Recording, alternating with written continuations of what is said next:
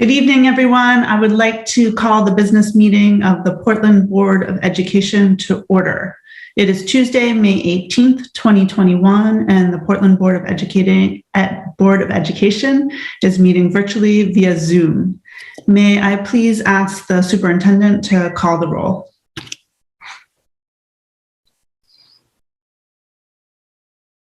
Yes, Madam Chair.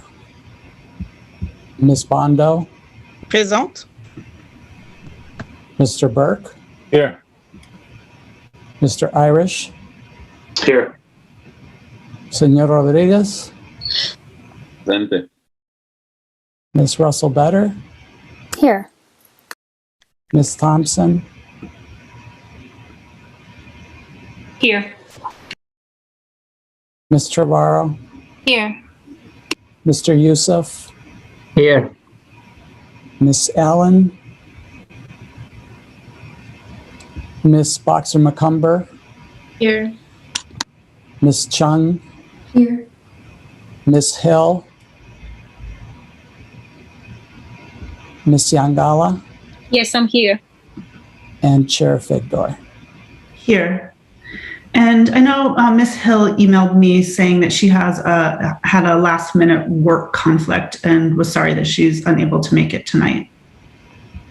So with that, we are going to do the Pledge of Allegiance. Would you please unmute yourselves? And once we see the flag on the Zoom screen, we can start.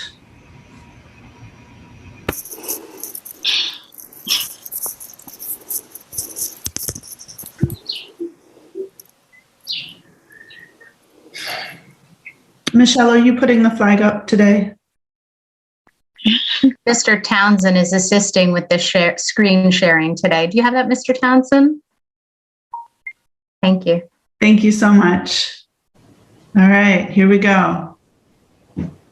I pledge Allegiance to the flag of the United States of America And to the republic for which it stands, one nation, under God, indivisible, with liberty and justice for all.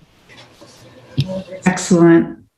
All right, thank you, everyone. Now we are going to turn to our first agenda item, which is public comment on non-agenda items. So again, we're taking public comment on any issue that is not on this evening's agenda. So if you're here tonight to talk about our changes to our discipline policies or start times, we will get to that later in the meeting. But this public comment is for anything that's not on tonight's agenda. So if you want to address the board, please use the raise your hand feature provided by Zoom.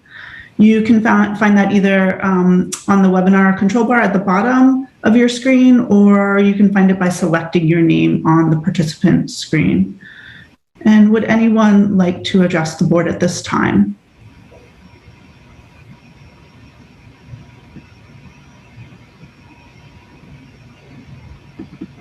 Okay, I don't see any public comment on items not on tonight's agenda, so I'm going to close public comment for now. And next we are moving to the remarks of the board chair. And tonight, just briefly, I wanted to acknowledge and thank the Governor Janet Mills, for finally honoring the state's commitment to Maine's children and our public schools by covering 55% of the cost of public education statewide. What a huge commitment she has made to our children and our schools. For 17 years, the state has not met this obligation after Maine voters passed 2 ballot initiatives directing the state to pay for 55% of the cost of public school. And in part as a result, we scramble for resources every year, and it has a profound effect on our ability in Portland to educate our children, as well as in communities across the state. So this is such a huge step. Now the governor has made good on the state's commitment to public education. I'm so very grateful to her. I know the board shares that gratitude. And now it's up to the legislature to follow through and pass the supplemental budget, and I'm optimistic that will happen. So again, just wanted to really express my gratitude to the governor for making good after many years on the state's commitment to cover 55% of the cost of education, which will be which will really be huge for us here in Portland. And we will hear more about that in coming meetings. With that, that's all I had for my remarks today. So I'm going to turn to the report of the students. And tonight we are hearing from Tessa Boxer-McCumber of Portland High School. So Tessa, are you all set? If so, the floor is yours. All right, good evening, everyone. There have been a couple things happening at Portland High School recently. We introduced the incoming members of the National Honor Society, and we recognized the present members at the induction ceremony. That same night, Portland also held its book award ceremony, where a handful of students, mostly juniors, were honored with awards from different universities. Our scholarship night is happening this Thursday, where multiple seniors will be awarded scholarships from the school. In this past week and this upcoming week, students are doing their AP testing, so we're all working very hard there. Our orchestra recently recorded its spring concert at Merrill Auditorium. In our student government, our student council is working with our administration to possibly start teacher evaluations, and most of our grades are running fundraisers for their class. Today was the first day where we started painting the mural that our Black Student Union organized. So we're working with a local artist named Candace Gosta. Myself, our student council president, and Ramat Ali worked with her today to start the mural. Our seniors are graduating on June 3rd, so I just wanted to say congratulations to them. And lastly, we all celebrated Teacher Appreciation Week about a week ago, and I just wanted to issue a formal thank you to all the teachers. That's it. Thank you so much, Ms. Boxer-McCumber. Next, we're moving to the superintendent's remarks. Mr. Superintendent, the floor is yours. Thank you, Madam Chair. Portland Public Schools recognizes the original inhabitants of the land on which our city and schools stand, the Wolastoqey, the Micmac, Penobscot, and Passamaquoddy tribes known collectively as the Wabanaki Confederacy, or people of the Dawnland. We're honored to have Wabanaki children among our students today, and the district is committed to making the past, present, and future of Wabanaki peoples visible in our schools and classrooms. As you already heard, May is a heavy staff appreciation month. Over the course of the month, we've recognized our teachers, principals, educational technicians, and now we'd like to recognize our school nurses. While all of our staff are important, in this year, no group has had a more pivotal and pressure-packed role than our school nurses. For that reason, it was particularly appropriate that last week, Governor Mills made that official by announcing that every school nurse in Maine was named the School Nurse of the Year. I can't think of a better way to highlight the importance and value of the work that our school nurses have done this year than with this recognition. So congratulations to all of our Portland Public School nurses who are now officially School Nurse of the Year. Last March, when the pandemic hit, Portland Public Schools had to transform school in an instant. Approximately 50% of our students qualify for free and reduced lunch, so it was clear that in-classroom instruction was not the only thing our students would be missing. Our students would also be missing the daily breakfast and lunch provided at school. Jane McLucas, our food service director, went into remote food service mode to make breakfast and lunch accessible to our families. Our social workers partnered with Wayside Food Programs to begin a weekly food box distribution to families at home who were suffering with food insecurity. As summer approached and the pandemic was still keeping us out of school and work, it was clear that the food program needed to continue. So Nyla Wisa, community coordinator at East End School, and Maureen Clancy, our language access coordinator, stepped up to continue the food distribution during the summer with the help of our school bus drivers and volunteers to help move the food to families in need. As we moved to hybrid scheduling in the fall, it was clear that this food program must continue. And once again, Nyla stepped up and designed a food distribution program using volunteers to pick up food boxes every Wednesday at Wayside and deliver food directly to the homes of 5 to 10 families each. Even now, every Wednesday, our Portland Public Schools families can count on a food box delivered to their door. Currently, more than 240 families receive that food box, and a team of 85 volunteers help make those deliveries every week, rain or shine. Food insecurity is a problem in our community that has been made worse by the pandemic. It's the willingness of staff like Nyla and Maureen, partners like Wayside, our bus drivers, creative kitchen staff, and the tremendous volunteers who help us make sure our Portland Public Schools families do not go hungry.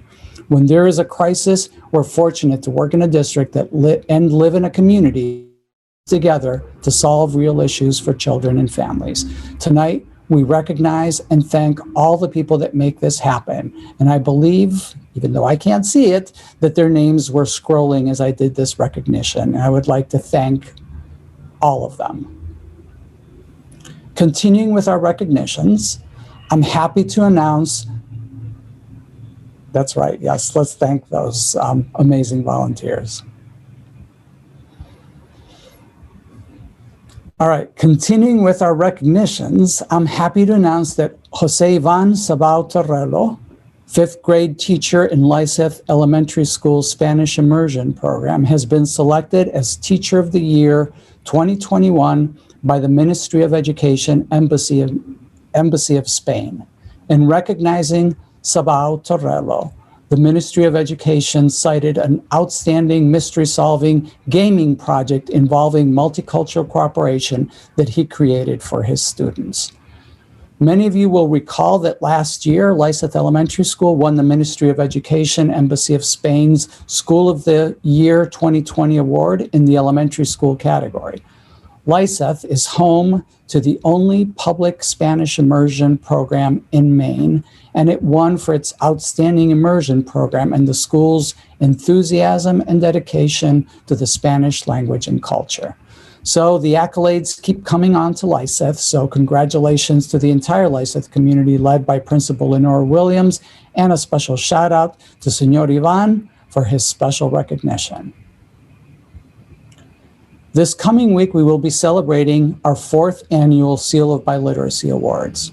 This year's awards ceremony is scheduled for Thursday afternoon on Zoom and will feature, among others, our own board member, Mickey Bondo, as a keynote speaker. This year's recipients are slightly fewer than last year, 45 instead of 52, but still double what we had in the first year of the program. The program honors students who have demonstrated high levels of proficiency in both English and another world language. We look forward to honoring these students and their families at Thursday's event. I would like to thank our extraordinary world language teachers and our central world language team of Carlos Gomez and Anne-Marie Orth for their leadership every year in promoting and supporting this great program. Every year, principals across the state select their outstanding seniors, and these uniformly remarkable young people are then eligible to receive a $1,000 scholarship from the Maine Principals Association. This year, our principals had the always challenging task of selecting their representatives from among very worthy seniors in all 3 of our high schools. Congratulations to Yusur Jassim at Casco Bay High School, Emma Carlton at Deering High School, and Audrey Watson at Portland High School for being selected by their principals for this honor. I would also like to congratulate Christiana Ray, she goes by Anna Gannon, a Portland High School senior enrolled in the Paths Carpentry program, who has been named one of Maine's 2020-2021 Career and Technical Education Students of the Year and was recognized by Governor Mills and Commissioner Macon on her accomplishments. And finally, I would like to recognize Aiden Bloom Levine, a senior at Deering High School, who has won a $2,500 National Merit Scholarship. Aiden, who is planning on a career in materials engineering, is one of just 11 Maine students selected as one of the National Merit Scholarship winners this year. The students are among 2,500 such merit scholars chosen from a nationwide talent pool of about 16,000 outstanding finalists in the 2021 National Merit Scholarship Program. So congratulations to Aiden. I would like to thank the Portland City Council for its support of our approved FY 2022 budget without amendments. This important decision reflects, I believe, the degree to which our continued focus on equity represents the broader Portland community's vision for education. I would also like to extend my gratitude to the many parents, staff members, and other stakeholders who participated throughout the budget process this year. The last step in our FY22 budget process is the voter approval referendum, which is scheduled for June 8th. We're committed to helping all members of our community become well informed about the value and values in our budget and hope that they will come out to support it as they have in past years. As you heard Chair Figdor mention, last Wednesday, Governor Mills announced that she was proposing a supplemental education budget that would raise the state's level of support for public schools to the voter-approved 55% for the first time since that historic decision was made by Maine voters over 15 years ago. The governor's proposal, which uses surplus revenue and federal funds, must be approved by the legislature. And assuming all of the funding Governor Mills is dedicating to raising the percentage of the costs goes into the EPS formula, that means that it's approved by the legislature and it isn't diverted to fund new programs or legislative initiatives. The mill rate is projected to drop to $7.26. And it currently, in the preliminary numbers, was $7.90. So that would result in about $6.2 million in added state revenue for the Portland Public Schools. So that is amazing positive news. We already have the budget order that allows us to accept added state revenue as part of what the council approved last week. And it's important for everybody to understand that that order says that the use of the funds is to be determined by the school board and that it requires council but not voter approval. The governor's proposal also dedicates an additional $10 million for pre-K programming, $20 million for CTE equipment and infrastructure, and $50 million for the school revolving renovation fund. As you heard Chair Figdor mention, this is an unprecedented level of support for public education in Maine, and I am incredibly grateful to Governor Mills for this. I'm also excited to share with you that the FCC launched the Emergency Broadband Benefit Program on May 12th. This program provides a discount of $50 a month to eligible households for broadband access. We know that cost is one of the barriers for accessing broadband for work and learning that families across the country have identified, and this year has made that all the more visible. As a school district, we're looking for ways to make sure that all of our eligible families are informed and have the support that they need to be able to access this important benefit. I'm going to move us into our school reopening update. Today's school reopening update continues our practice of bringing updates to the school board on developments in our school reopening plan. As you know, we're more than 2 weeks into our increased in-person instruction for students in pre-K and 8th grade, and we're over a month into bringing back high school students in grades 10 through 12 for in-person instruction. When we made these moves, we noted that we saw this last stretch of the year as an opportunity to learn what works and what we may still need to do ahead of our return to a regular 5 days of school a week next year. And one of the key metrics that we wanted to track was whether increased in-person instruction would help with attendance, which, as we had reported throughout the year, was considerably worse at all levels of schooling this year. Tonight, Assistant Superintendent Erin Townsend and Executive Director for Data and Technology, Gavin Goodall, will be providing you with an update on our attendance and the trends we're seeing over the past few weeks of increased in-person instruction. So Aaron and Gavin, I'll turn it over to you. Great. Thank you, Superintendent, and good evening, board members and Portland Public Schools community members. We're very pleased with the increase to in-person instruction that we've accomplished at each grade level so far. Our goal tonight is to share a few brief highlights of some data points that we are monitoring and to share how we'll continue to monitor the impacts of this programmatic change. As you'll recall, as the superintendent said, our decision to increase in-person instruction for all grade levels was a response to the increasing disproportionate impacts we were seeing in many of our historically underserved student groups. Specifically, we were seeing chronic absence rates increase at greater rates for these students as the pandemic wore on and we continued with our hybrid model. Based on our data from kind of pre-pandemic and experiences of increased in-person learning for some targeted student groups this year, our theory of action was that the most impactful move we could make would be to increase the amount of in-person instruction available to these students. At this point, our high schools have been offering increased in-person instruction for over a month, and our elementary and middle schools are into their 4th week of implementation. While it's still too early to see significant movement in our chronic absence data, as Gavin will explain, we have been monitoring a few other data points to evaluate the success of this change thus far. I'll speak for a few non-attendance data points that we've been monitoring and then turn it over to Gavin in a moment to just speak to some of the attendance things we have been tracking. So the first point that we've been continuing to monitor has been the numbers of positive cases in quarantining with close contacts, given our concerns around ensuring the safety of all students and staff. So we're pleased to report that we've continued to see a decrease in the number of positive cases associated with the school district, as we've seen the overall community transmission decrease as well.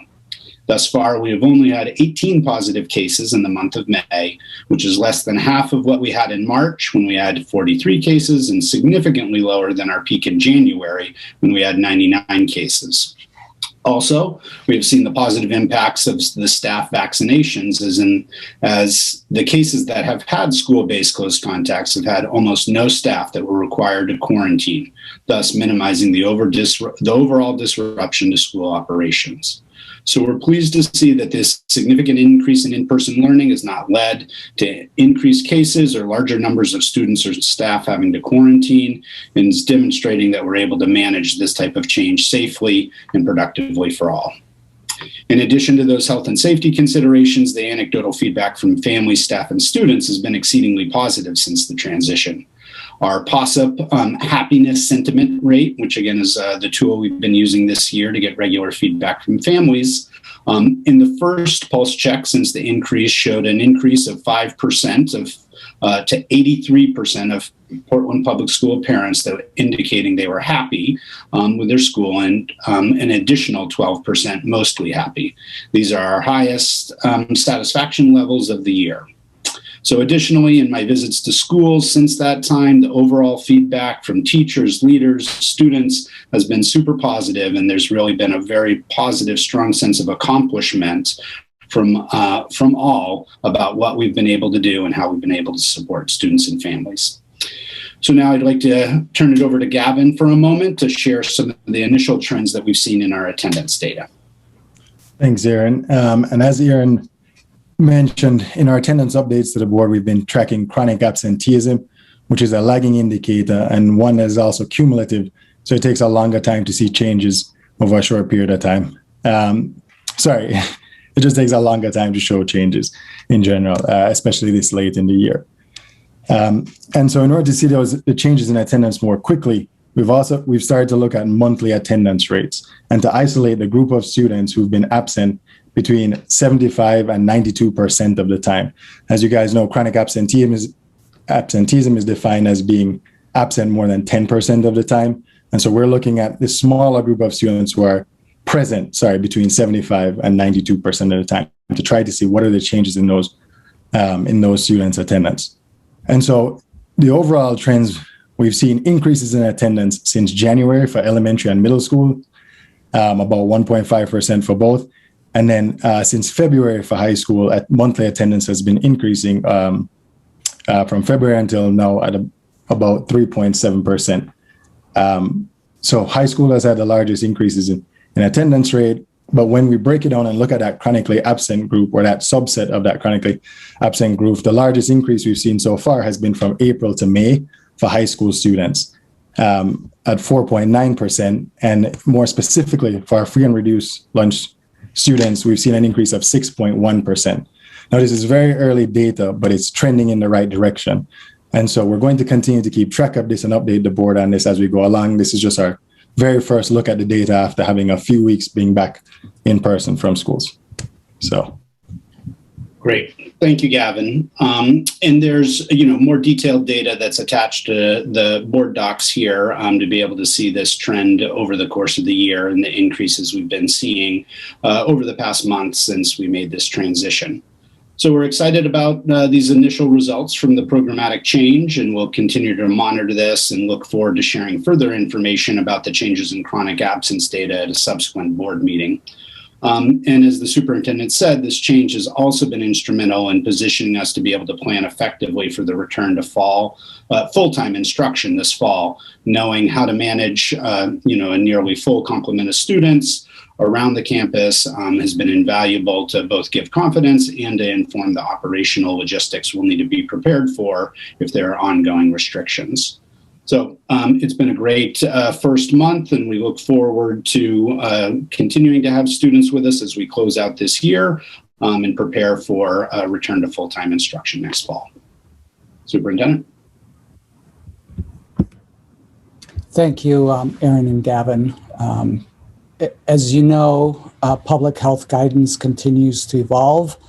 Last week, the National Centers for Disease Control revised its guidance around masking for vaccinated individuals in most indoor settings. And then later in the week, Governor Mills, as part of the state's recovery plan, revised the occupancy levels in both indoor and outdoor venues.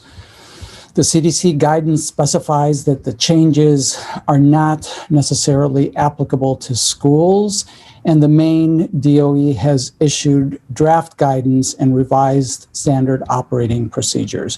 We are in the process of reviewing those and consulting with our school leaders and labor partners, and hope to have any adjustments that result from those consultations ready for communication in the next week. With the approval of vaccines for students age 12 and older, we're actively working with our partners to set up school-based clinics and communicate with students and families about their options. We are encouraged by the positive response to date and hope that we will continue to get more and more students and staff vaccinated to make our return to school in the fall as close to normal as possible. Our case counts, as you heard from Assistant Superintendent Townsend, have continued to decrease even with the increased number and length of time that our students are in school. Of course, we remain concerned about the COVID cases in our area, particularly among younger people. So I cannot stress enough how important it is for everyone to continue to enforce and abide by our health and safety measures, including self-assessment and not coming to work or school if they're showing symptoms. And of course, masking and and keeping the appropriate distances. We will continue to lead with evidence and are committed to keeping our students and staff safe. Only by continuing our vigilance and commitment to keeping each other safe will we be able to keep our students learning in person this spring and into the next school year. And that concludes my report. Thank you so much, Mr. Superintendent. Now we are on to the report of the secretary, and we have consideration and action to approve the meeting minutes of May 4th, 2021. Is there a motion? So moved. Mr. Youssef, seconded by Mr. Rodriguez. All right, are there any questions on the motion? If not, we'll move to public comment. Is there any public comment on the motion? So this is our meeting minutes from our last meeting on May 4th. And if you have public comment, please use the raise your hand feature in Zoom. Okay, seeing no public comment, I'm going to close public comment and move to board discussion. Is there any board discussion on the minutes from our May 4th meeting? Mr. Rodriguez. Thank you, Madam Chair. I meant to say something last week, but I forgot. I just wanted to acknowledge that our minutes lately have been capturing a really different level of detail. So I just wanted to see if are we doing something differently on our minutes. Superintendent, you're not. Yeah, sorry. We've had somebody else doing the minutes, so we will revert back to our previous format when Ms. Rothacker rejoins us. Right. Good. Just wanted to acknowledge that they are different. Thank you. Okay, if there isn't further discussion, by roll call vote, please indicate whether you are in favor of approving the minutes from our May 4th, 2021 meeting. Mr. Superintendent, would you please call the roll? Yes, Madam Chair. Ms. Bondo? Yes. Mr. Burke? Yes. Mr. Irish? Yes. Mr. Rodriguez? Yes. Ms. Russell-Better? Yes. Ms. Thompson? Yes. Ms. Trevorrow? Yes. Mr. Youssef? Yes. Ms. Boxer-McCumber? Yes. Ms. Chung? Yes. Ms. Yangala? Yes. Victor? Yes. So the minutes pass unanimously with the students voting with the majority. And now we are on to consent items, acknowledgement of donations made to the school district. Mr. Superintendent, will you please speak to this item? Yes, Madam Chair. Under Board Policy KCD, the school board accepts by unanimous consent contributions made to the school district. As required by that policy, all of the donations are listed in the board agenda under this item. And our practice is for each donor to receive a written contribution acknowledgement expressing our heartfelt gratitude as well as for their tax purposes. I would like to thank the many generous contributors to the Portland Public Schools who have made donations of durable goods, goods of substantial value and historical or commemorative significance, including in this meeting. We received a donation of $200 by Jeannie Malia to purchase books for Talbot Elementary School in memory of former volunteers, retirees, and in honor of her mother's 100th birthday. And for those of you who know Miss Malia, our retired principal from Riverton, now Talbot, and her mother is a force of nature. So congratulations to her on her 100th birthday. We also received a $1,000 cash donation by Dr. Will Burrow for the Ocean Avenue School Social Worker to purchase things for children in need. We're very grateful for their generous support and contributions to the work of the Portland Public Schools. Thank you so much, Mr. Superintendent. So now we're moving to old business. So for members of the public who are following along and here tonight to talk about our discipline policies or our start times or our calendar, now we are starting that section of the meeting. We're going to start with our discipline policies. So first, consideration and action to approve discipline policy revisions. Is there a motion? Ms. Bondo, seconded by Mr. Rodriguez. Mr. Superintendent, will you please speak to the motion? Yes, Madam Chair. As part of the district's equity goal, we're committed to reviewing current policies that create unintended barriers to access. Our school discipline data has shown historically an overrepresentation of students of color and students who are low income in our discipline outcomes. To initiate this process, the Center for Educational Equity conducted an equity audit of our discipline-related policies, and based on this feedback, we have revised them to align with our work to reduce these disparities.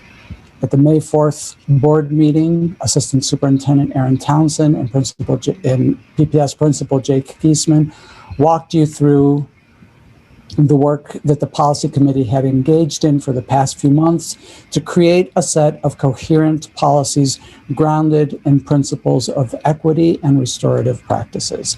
As a result of the workshop, we implemented a change to the suspension policy that makes it a requirement for a principal looking to suspend a student for more than 5 days to have the superintendent's office approval beforehand. And we also scrubbed the policies to use non-gendered language. Finally, we included red line versions of these policies in today's packet, which is something that the board had requested. So I would like to thank Aaron and Jake for their leadership and vision in facilitating this challenging process through the board policy committee, our stakeholders and legal counsel. And tonight we're asking you to approve these policies as proposed. Thank you so much. Are there any questions from the board on the motion? And so just to clarify for everyone, I think we all understand this, but there's a single motion to approve all of the policy changes. So if you have questions about any of the individual policies or the policies in their entirety, now would be the time to raise those questions.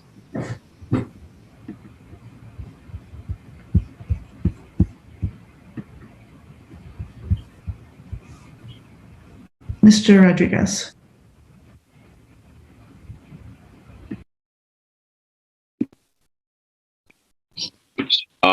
Chair, I don't have a specific question right now, but I did want to, as chair of the policy committee, I did want a chance to say a few things about some of the discussions that took place in this process. I don't know if now is the right time or if I should wait to our discussion.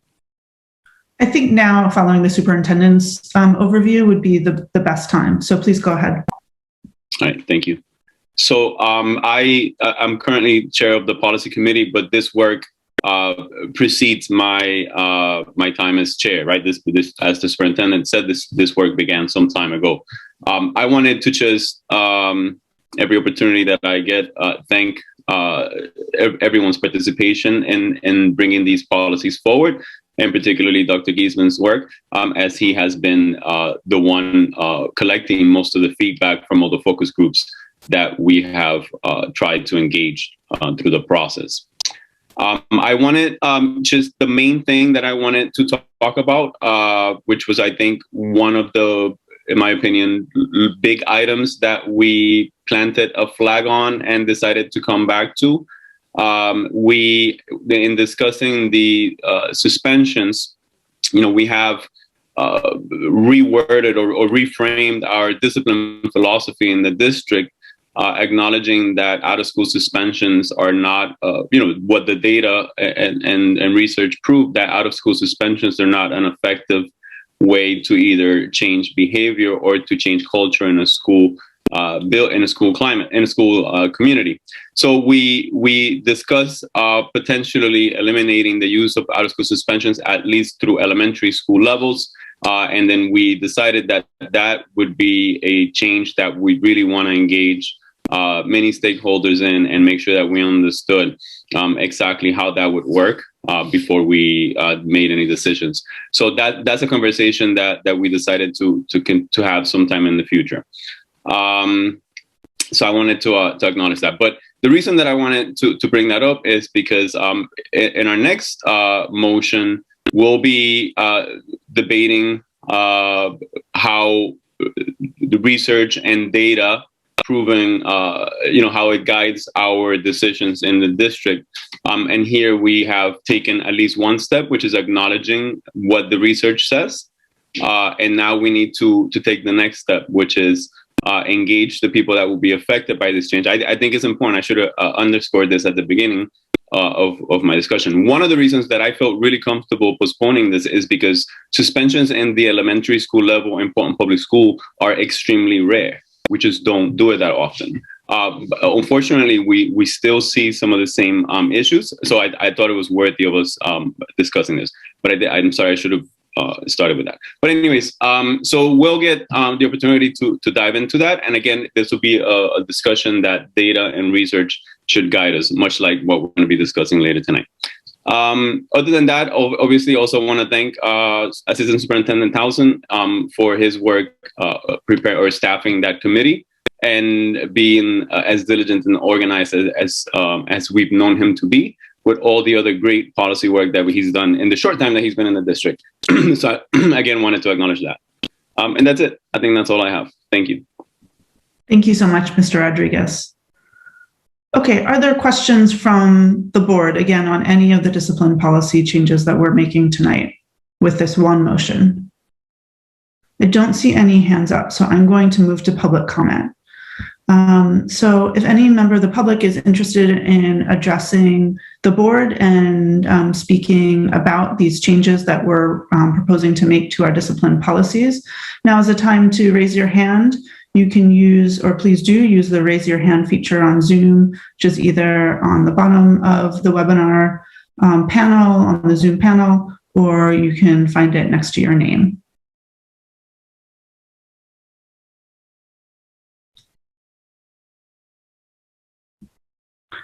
All right, I do not see any public comment. So I'm going to close public comment on the discipline policies changes and move to discussion. Is there board discussion?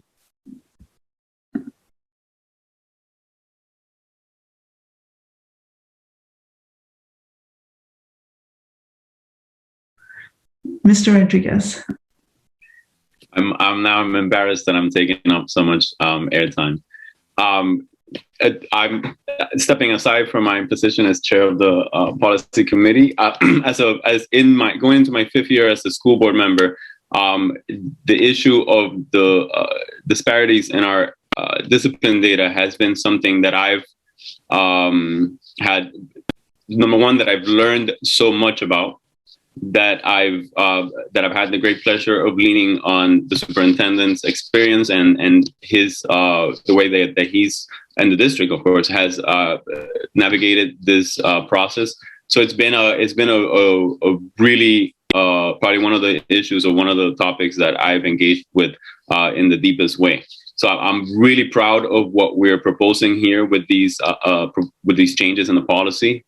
I'm proud of the process that got us here, as I said earlier. And you know, policy only takes us so far. You know, our job is to change a culture and the way that we approach our responsibilities, our roles in the school district, whether we're students, whether we're parents, educators, or district leadership staff. We all have to have a different paradigm in which we see things. Otherwise, you know, we shouldn't expect changes in the outcomes. So I'm excited of where these revisions take us as a district, and I'm excited that I'll stick around to see how we implement it and how we carry over the strong effort that we've aligned behind these changes. So again, thank you so much for everyone's work and participation in this. I'd love to have a list and just go down, but then I'd really be taking up airtime, you know, acknowledging everyone's work. But a huge shout out to everyone involved in the work. Thank you so much, Mr. Rodriguez. Mr. Burke. Thank you. I'm glad Member Rodriguez went first, because I literally want to say, as I followed his lead on this issue since I joined the board, he's helped me become more aware of issues that were afoot in the district and ways that we might deal with them. So I'm just going to be, you know, proud to support this body policy revision, acknowledging his and so many others' work that help us get to this place. And as he said in his comments earlier, there's still more to do, with confidence that we're going to do it. Thank you so much, Mr. Burke. Ms. Bondo.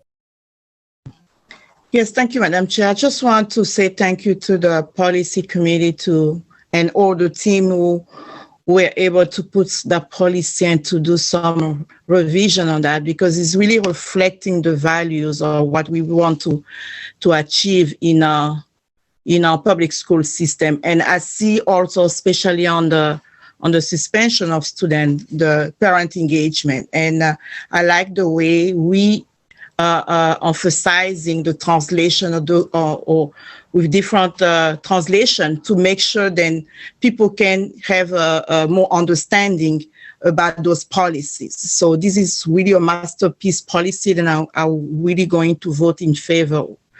But the only question that I have, it may be your questions, I just want to understand how our student can be aware on on those kind of policy, or they just going to be, when they're facing those kind of situations, that's what the policy is going to be presenting to them, or they're going to have kind of education process during the implementation so they're aware about the new policy. Mr. Superintendent or Mr. Townsend, do we have a plan yet to roll out these changes specifically to students? Well, I would say that one aspect of that response, and Dr. Giesman weigh in here, is just what's embedded in the kind of student code of conduct in the JK, which is an expectation that, like behavioral expectations, part of the positive behavioral approach communicates, and the policy indicates, a process by which you engage students and families to develop the behavioral expectations and to build shared understanding of what happens when expected behaviors happen, the positive things, and when unexpected behaviors happen. So I think in many respects, it's embedded within this work, just as by part of the nature of how we go about building strong, safe, equitable school cultures, is that has to be part of the foundation.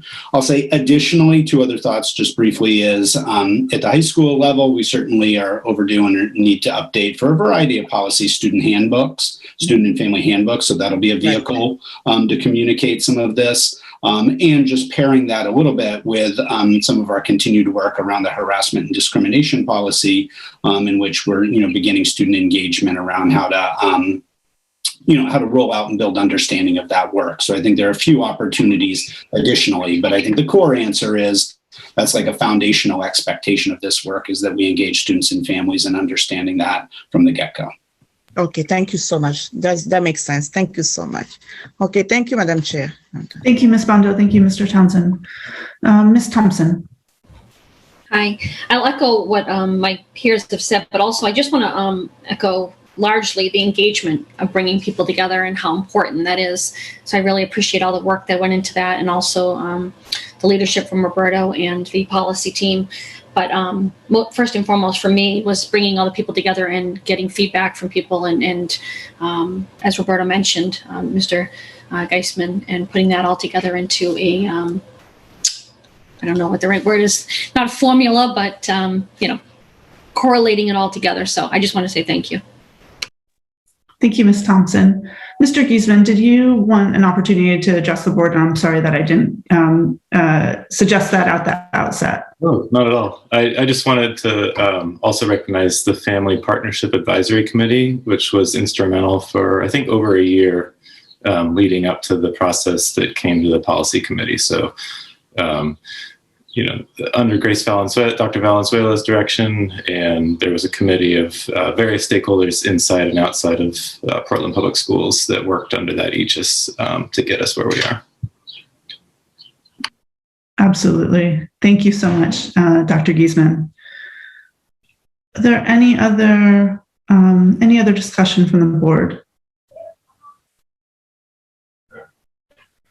I will say that I was on the policy committee when the Center for Educational Equity came back to us with their comments on our discipline policies, and it was frankly, I think, overwhelming to see the extent of their feedback initially, and I'll be at the point where we have a wholesale revision, essentially, of our discipline policies, and a revision that now reflects, rather than having a punitive approach to discipline, we have an approach that really reflects our values as a district: high expectation, courage, community, and to see those imbued in all of the discipline policies in addition to the code of conduct. I'm so grateful for all of the work, the family partnership work that I think really helped to frame the changes that then the policy committee worked on with Dr. Giesman and Assistant Superintendent Townsend. So I'm just I'm so grateful, but also just astounded by how far this work has come. I know that it took, more than a year. I'm like somewhat losing track of time because of the pandemic. So my apologies, it might be close to 2 years. Really, I'm so appreciative of how far we've gotten in these policies. And they now really, I do think, reflects our best vision as a district, and I feel very proud about these policies. Also, to Mr.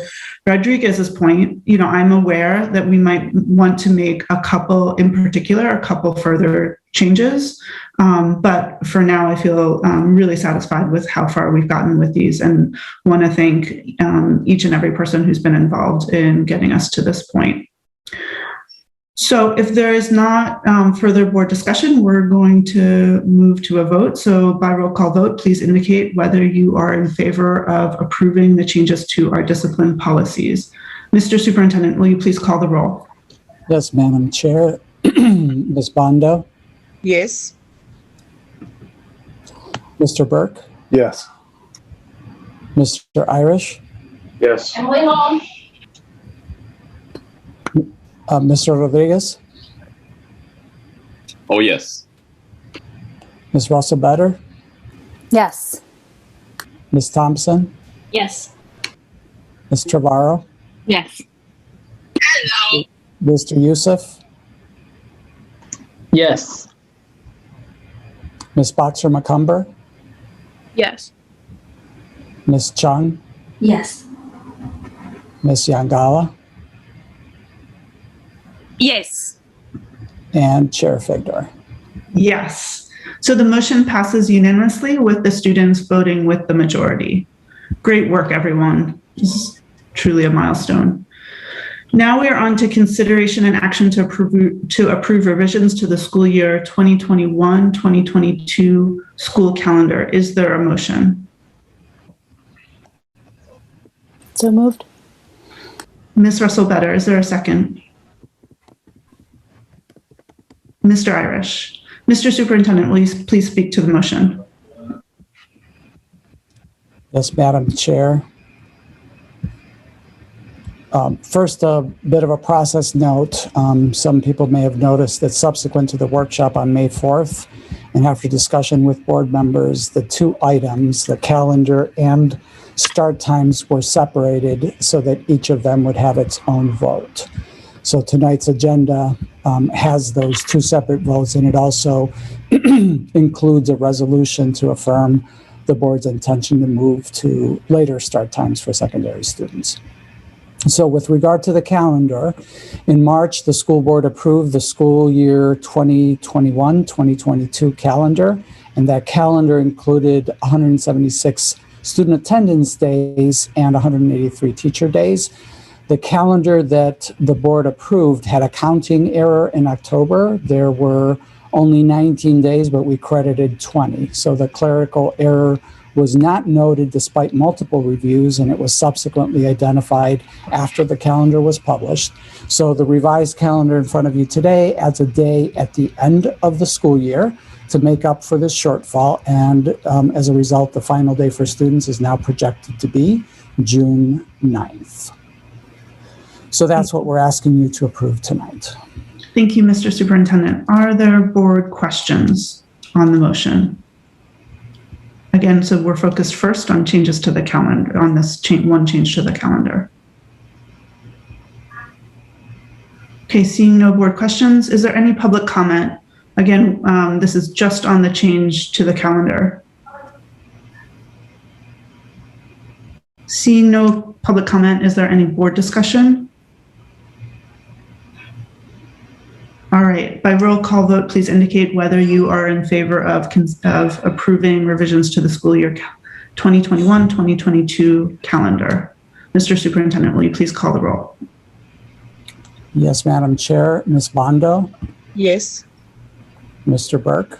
Yes. Mr. Irish? Yes. Mr. Rodriguez? Yes. Ms. Russell Better? Yes. Ms. Thompson? Yes. Ms. Trevorrow? Yes. Mr. Youssef? Yes. Ms. Boxer-McCumber? Yes. Ms. Chung? Yes. Ms. Yangala? Yes. And Chair Figdor. Yes. So the motion passes unanimously with the students voting with the majority. And now we're on to consideration and action to approve revisions to the school year 2021-2022 proposed start and end times. Is there a motion? Mr. Burke, seconded by Mr. Youssef. Mr. Superintendent, will you please speak to the motion? Yes, Madam Chair. During the school year 2021, in response to the pandemic, school start and end times were adjusted. Elementary schools shifted to earlier starts and secondary schools to later starts. Over the course of the year, the Board Operations Committee considered the possibility of retaining that start-end sequence for the school year 21-22. It was determined that such a change would be significant. On the one hand, it would be moving us in the direction that's consistent with extensive research that shows that adolescents' biological rhythms are not well fitted to the early start times of traditional school calendars. District staff's lived experience this year is consistent with that research, and I've asked our middle school principals to be here tonight, and we'll be asking them to share a bit about their firsthand experiences with this in a little bit. At the same time, the district's experience in proposing similar changes in 2015 is that the change in childcare arrangements for families and staff, so for example, older siblings not being available to care for younger siblings at the end of the day, the possible disruption to athletic and student job athletic schedules and student job availability and other things along those lines requires a significant amount of community outreach and change management prior to implementation. The Operations Committee, as a result of that discussion, agreed to table the more extensive changes for this year, but asked me to explore options that would move in the desired direction but would not represent the significant sea change for families. So my proposal that is that we're asking you to approve tonight calls for the following schedule for school start and end times for our school year 21-22. First, for the elementary tier, the first elementary tier, for Longfellow, Ocean Avenue, Talbot, and East End elementary schools, school would start at 7:40 and end at 2:10. Then our second tier would actually be our middle schools and high schools. And so the start time for those would be 8:20 and the end time would be 2:50. And I do want to point out that we would keep paths at its current 8 o'clock start time.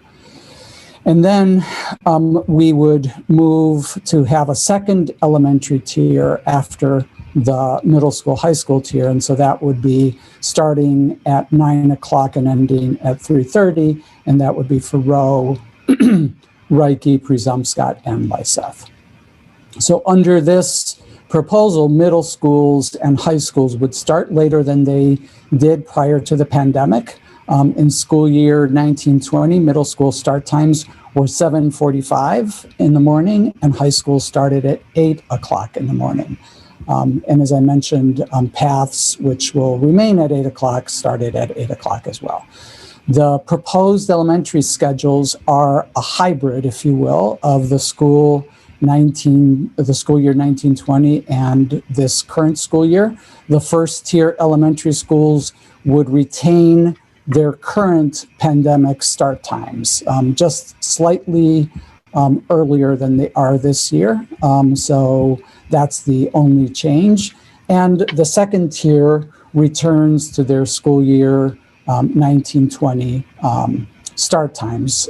So the later start time of 9 o'clock was the starting time for all of these schools with the exception of Presumpscott that traditionally started at 8:30. So it was a little bit of a hybrid of what our middle schools are now proposed.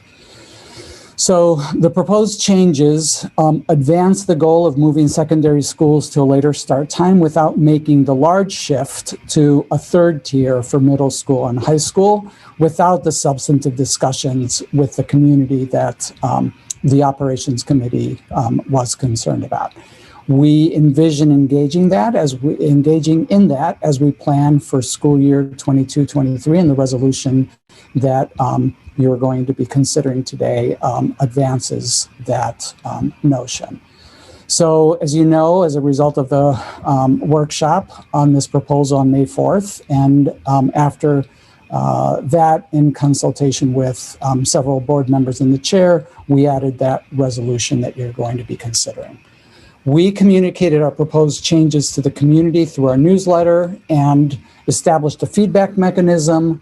We've had a number of responses to the proposal that generally identifies some areas of concern that are things along the lines of the challenge that the change in schedules at the middle school and high school poses to down the Bay Island students, so conflicts with the existing ferry schedule, and some concerns about the early start time for young children and the impact that early dismissal will have on working parents.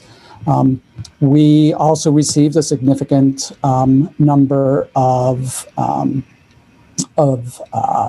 comments and responses in favor of the proposals, primarily from staff and the parents of students in the upper grades. So we recognize that there are challenges, and I think the operations committee did as well when they asked us to try to find a middle of the ground option that would advance this.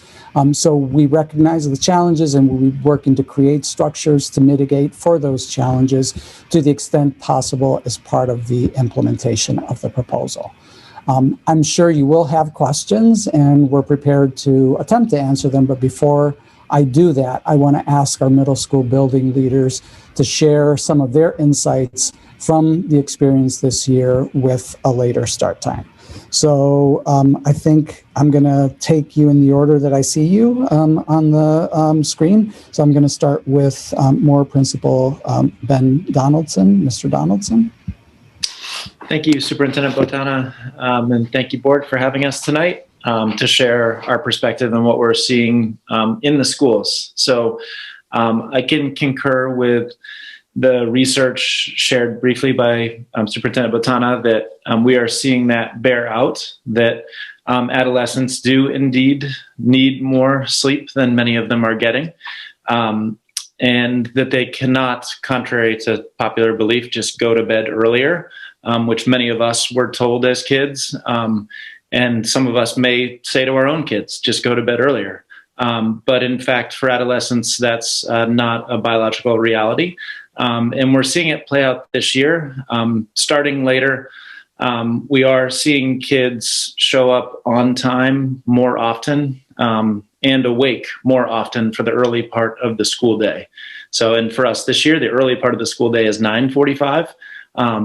So we realize in this proposal, it's not going all the way there. But the thought of starting at 7:45 when kids are groggy and sleepy, if they make it to us, and a lot of times don't make it to us because they're at home getting that sleep that they need, puts us in a position where we're starting from behind when kids do show up late or sleepy. So we're seeing that research play out in real time, and the benefits of getting more sleep play out daily. Thank you, Mr. Donaldson. Lincoln Principal Swellen Santiago. Ms. Santiago. Thank you, Superintendent, and thank you for letting us speak to this important issue tonight. One of the things that all three of us have talked about a lot and really noticed with our faculties is how engaged our kids are right when they get to school. As Mr. Donaldson said, we're getting more kids to school. We're noticing a huge decrease in our amount of students that are tardy and even absent, which is an awesome thing, especially in this challenging year. But when they do come, they're ready to learn. And that is a difference than what we've experienced in the past. When we've done some scheduling work in the past, we always think about what is that first class that starts at 7:45? What happens that early for kids? Because oftentimes, if it's a really challenging math class, for example, teachers would say, nobody's engaging. No, I can't get discussions going. Kids are really having a hard time. No one's really awake until mid-morning. So we're finding that this year, the student engagement and kids being rested and ready is a dramatic difference. Our teachers have noticed it and we've noticed it. We also have students that are accessing resources and coming in even prior to the start time. We have students that are getting extra help from teachers and from ed techs. They're coming in to engage in some extra, SEL and relationship building, and also getting their breakfast first thing when they get here. So I can't say enough about the changes in the student engagement that we've noticed. Thank you, Ms. Santiago. And last but not least, King Principal, Ms. Caitlin LeClaire. Caitlin, please. Thank you, Superintendent, and thank you for giving us this opportunity. Just want to bring some student voice into the, I would say, room, but I guess it's a Zoom. But we have spent a significant amount of time across our schools, but I will speak to King, recently asking students about their lived experience. So we have conducted focus groups with the majority of our students last week.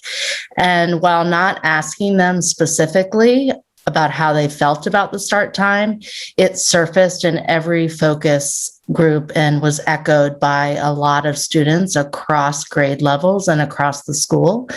And to share some quotes or trends that we noticed, kids really saying, I feel more focused and I feel more ready to learn harder things. A desire to have harder classes, they said, like math right in the morning because I'm ready to do a lot and dig in. Acknowledging that they were able to work more efficiently and that it was less stressful because they had time to prepare and be organized and ready to engage in learning. And also, like Sue Ellen mentioned, access to resources. So feeling like they had a chance to get help from teachers before school, which better prepared them to engage in learning throughout the day. So it was an pretty much universal, overwhelming amount of positive feedback from students. And it wasn't just because I get to sleep in. They were very specific and provided, real reasons that were enablers for them to be engaged and accessing their learning in a different way. Thank you, Caitlin. So with that, we'll turn it over to the chair for any questions and the discussion. Thank you so much, Mr. Superintendent, and to our middle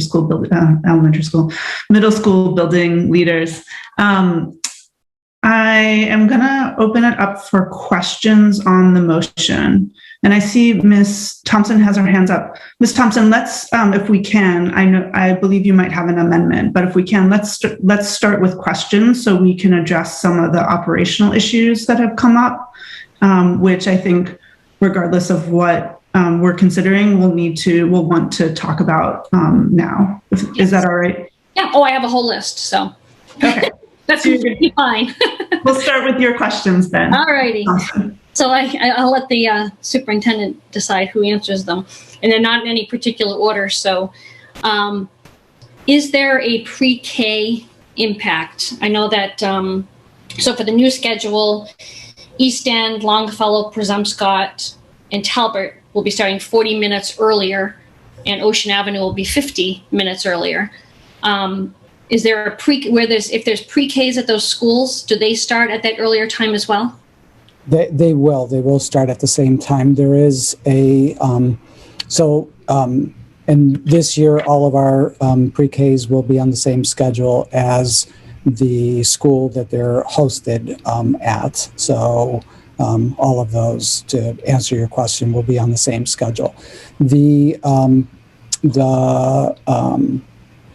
challenge that I know has been raised is that we do have students who attend a preschool that is different from the, or siblings who are kindergarten through fifth grade attend. So we do have situations where we will have siblings on different schedules as a result of that.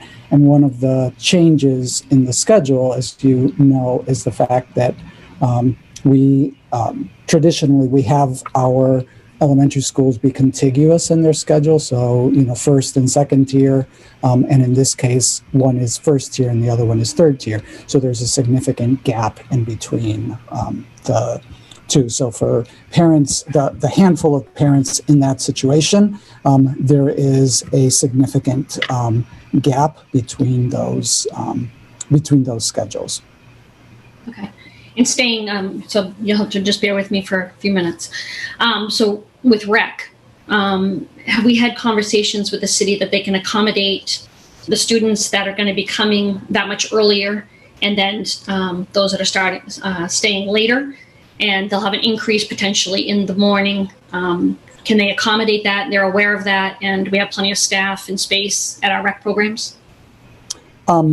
There will be, gearing up that they need to do, but they're aware of the schedule. They have looked at what we're proposing, and will plan to adjust for that. So in the schools that are starting earlier, they will be losing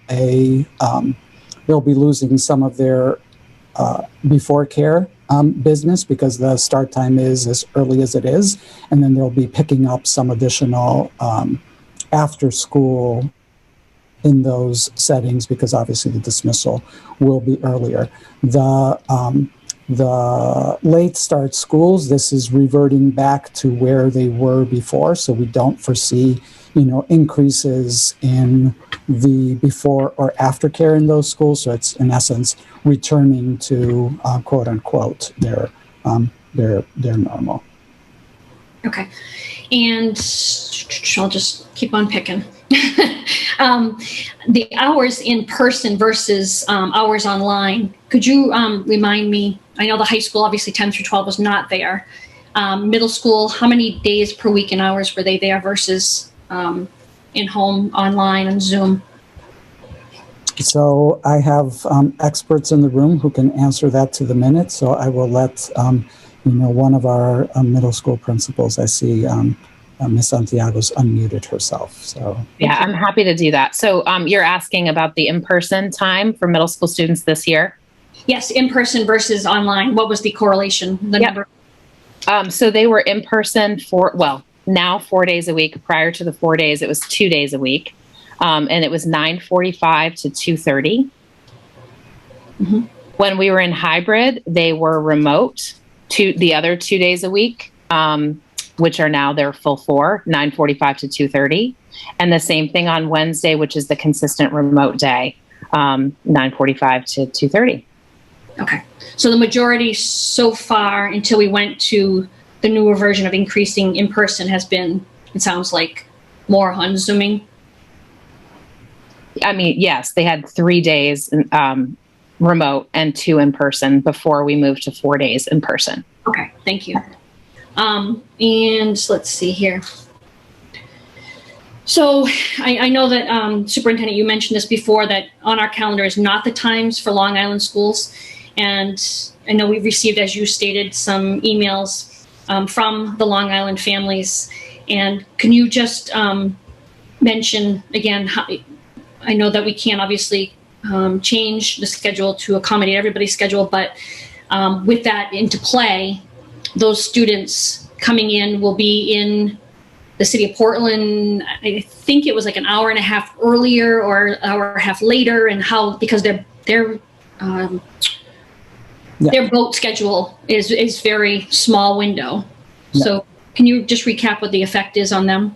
Yeah, so what the impact is that the students obviously would arrive at school, arrive in town earlier than when school would start. So we will, I mentioned that we will work on mitigation measures. So we will have obviously the ability to pick up those students and bring them to school and have a before care program in place for the students. I also want to put it in context that we have it's a very small number of students that are,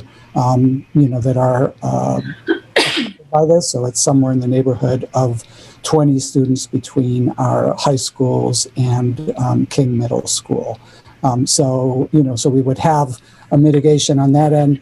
We also, in order for them to be able to make the normal scheduled departure, they may have to leave 5 to 10 minutes earlier than what we have scheduled for dismissal. Okay, so that was a good segue. And I see Caitlin has her hand up, so I suspect that she wants to weigh in on this issue. Yeah, I just wanted to add that we also received in those student focus groups a lot of feedback from our island students that they would actually prefer to be able to have that time to come to school and settle in. And they said, we hope you account for those with long commutes, which is an interesting thing to hear from 6th, 7th, and 8th grade students. But just wanted to add that feedback. It was a good segue for my next question, Ms. LeClaire. So I know back along in the superintendent alluded to it as well when we had this conversation back in 2015. We had to dismiss Peaks Island students that much earlier, get them on a bus earlier. We were going to have to do that. Right now, are we any more dismissing them early to make the boats, or are they there for a full day? And when we change this, are they going to be, he just said 5 minutes, so it's only 5 minutes they'll be dismissed earlier than the other students to catch the boat? 5 to 10 minutes. We will have to work on, traffic and things along those lines. It might be earlier on days when weather is bad and things along those lines. Okay. There's always ample time to make the boat currently. But they're dismissed early? Is that currently what we do? Or pre-pandemic? Pre-pandemic, we didn't dismiss early. Okay. But this we may need to. Okay. And then to the superintendent, has there been conversations, again, with the city? I know that we have continual challenges with our fields for practices and with the change in the time for co-curricular for high schools. Are they on board with allowing still the same amount of field time, play time, et cetera, with all of our times potentially changing? We've not engaged with the city on this. We are making, frankly, a very small change in terms of the high schools. It's a 20-minute shift. It's not a, it's not a huge one. So I don't foresee that being an issue. That will be much more of an issue as we move towards a later start time than what we are currently proposing. So the answer to your question is no, we've not discussed it, and the reason is I don't foresee that being a significant issue. Okay, I have a few more. So the same conversations with the Metro, that wouldn't have an impact on when the students could catch the buses. You don't foresee any issues there with Metro? We consistently engage with Metro, prior to the start of the school year, and if there is a need to make an adjustment, they will, but I generally don't expect that there will be. Okay. And with East End, Longfellow, Presumpscot, and Talbot being 40 minutes earlier and Ocean being 50, and then the others being no change, how do you foresee the school-based committees amongst the teachers and staff being able to collaborate with that amount of distance in their time schedules? Do you foresee that an issue? And if so, how do we address Yeah, we've talked through that, and I see Assistant Superintendent Nally is here. I think, in general, and then Malia, if you want to add anything to it, we've always struggled with being able to run anything that was all elementary schools with that 1 hour gap that we had. So in some ways, this is actually, sort of, I don't mean this that's going to come out. It's helpful in that we won't try to do that anymore. We'll just have sessions that are for the early start, early release, and then sessions for the late start, late release, instead of trying to, we currently, when we try to do that, basically have, some people who are there at the beginning and then leave early, and some people that arrive late and stay late. So I don't know, Malia, I'm not doing that very much justice. I might say it just slightly differently, but I think the same point, which is that it would actually enable us to do 2 sessions in a way that we can't if the same people are trying to like run and facilitate a session, but the overlap is so close that you really can't get 2 distinct sessions to happen. So it does actually open up some opportunity as it pertains to collaboration and professional learning. Okay. And Superintendent, I guess we have the middle school principals on here, and I'm wondering about the elementary principals where they're starting 40 minutes and 50 minutes earlier, the engagement with them. And I would have liked to have had them here. I know the middle school is speaking to them liking this, but also, I want the opportunity to, regardless, I guess, to hear from the elementary how it would impact them if they're free to speak. I know that you're very open to everybody allowing that. So the financial impacts, are there any financial? Could I just interrupt you for 1 second? I just, for the purposes of the public, just want to make sure that folks are clear that for the elementary schools, we're keeping very close to the start times that we have now during the pandemic. So 40. I just because you keep repeating that it is a big change from what we're doing currently, and actually for the elementary schools, we're keeping very closely to the start times that we have right now. So just want to clarify. When I looked at East End, Longfellow, Presumpscot, and Talbot, so there's not a 40-minute difference there. When I look at pre-pandemic, it's a 5-minute difference from right now. A 5-minute difference from right now. Right now, I'm talking about pre-pandemic. Okay, thank you, Ms. Fedor. I was talking about pre-pandemic to the new schedule, which is 40 minutes. So I'm talking pre-pandemic. I'm not talking about now. So it's 40 minutes. Okay. That's correct. Thank you. That's all. And then the question I was asking, if any financial impacts for the Portland schools? None. Okay. And last, 2 more things. Other surrounding districts, do we know what their start and end times? Are they making some changes as well? Do we know what's going on there with, I know you're in touch with the superintendents a lot. Sure. I have looked at all of the Cumberland County high schools. I used their bell schedules. I did not look at middle schools, but they're all in, the latest start is 8:10 in South Portland. Everybody else tends to be at 8 o'clock or just around 8 o'clock. And there are a couple of earlier starts at 7:45 and so on for high schools. So again, I don't see that as a major issue for the changes that we're making now, but it will be a more significant issue as we look to expand this change further and try to move our schools to a later start time. Okay. And my last question is, and I don't know the union with regards to our teachers union conversations with them, and have they put it out to their membership? And how is that something negotiable, or how do we have to address that? It's not negotiable. It's an issue, educational policy. So Okay. It's something that we do need to discuss. We've discussed it. This is, and I think you'll recall, and I know that you know this, and you're asking it so that I can make it visible to others that the association did put out a survey earlier in the year when we started this conversation. And, as we heard with the comments, from, members of the community, it's not a universal, I love it, and it's not a universal, I hate it. So I think that there's, there's split, split perspectives on that. I know in my most recent conversation with PTA President Foster that she specifically said that they could not take a position because they did not have a consensus on it. So. Okay. All right. Thank you very much. That's all for now, Chair. Thank you so much, Ms. Thompson. Ms. Banda.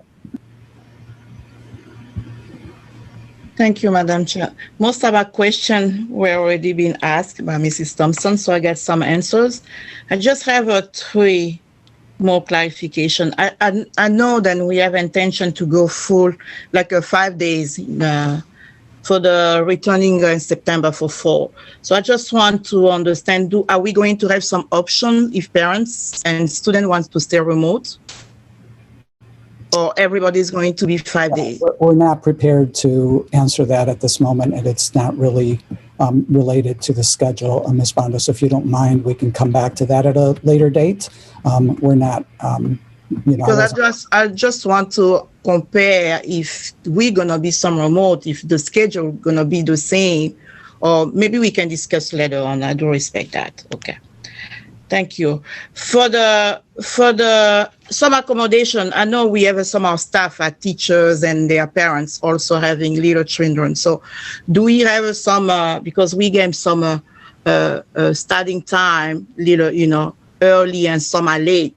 Do we have some accommodation like a before and after school for our staff, parents? Yeah, those would have to be on a case-by-case basis. Those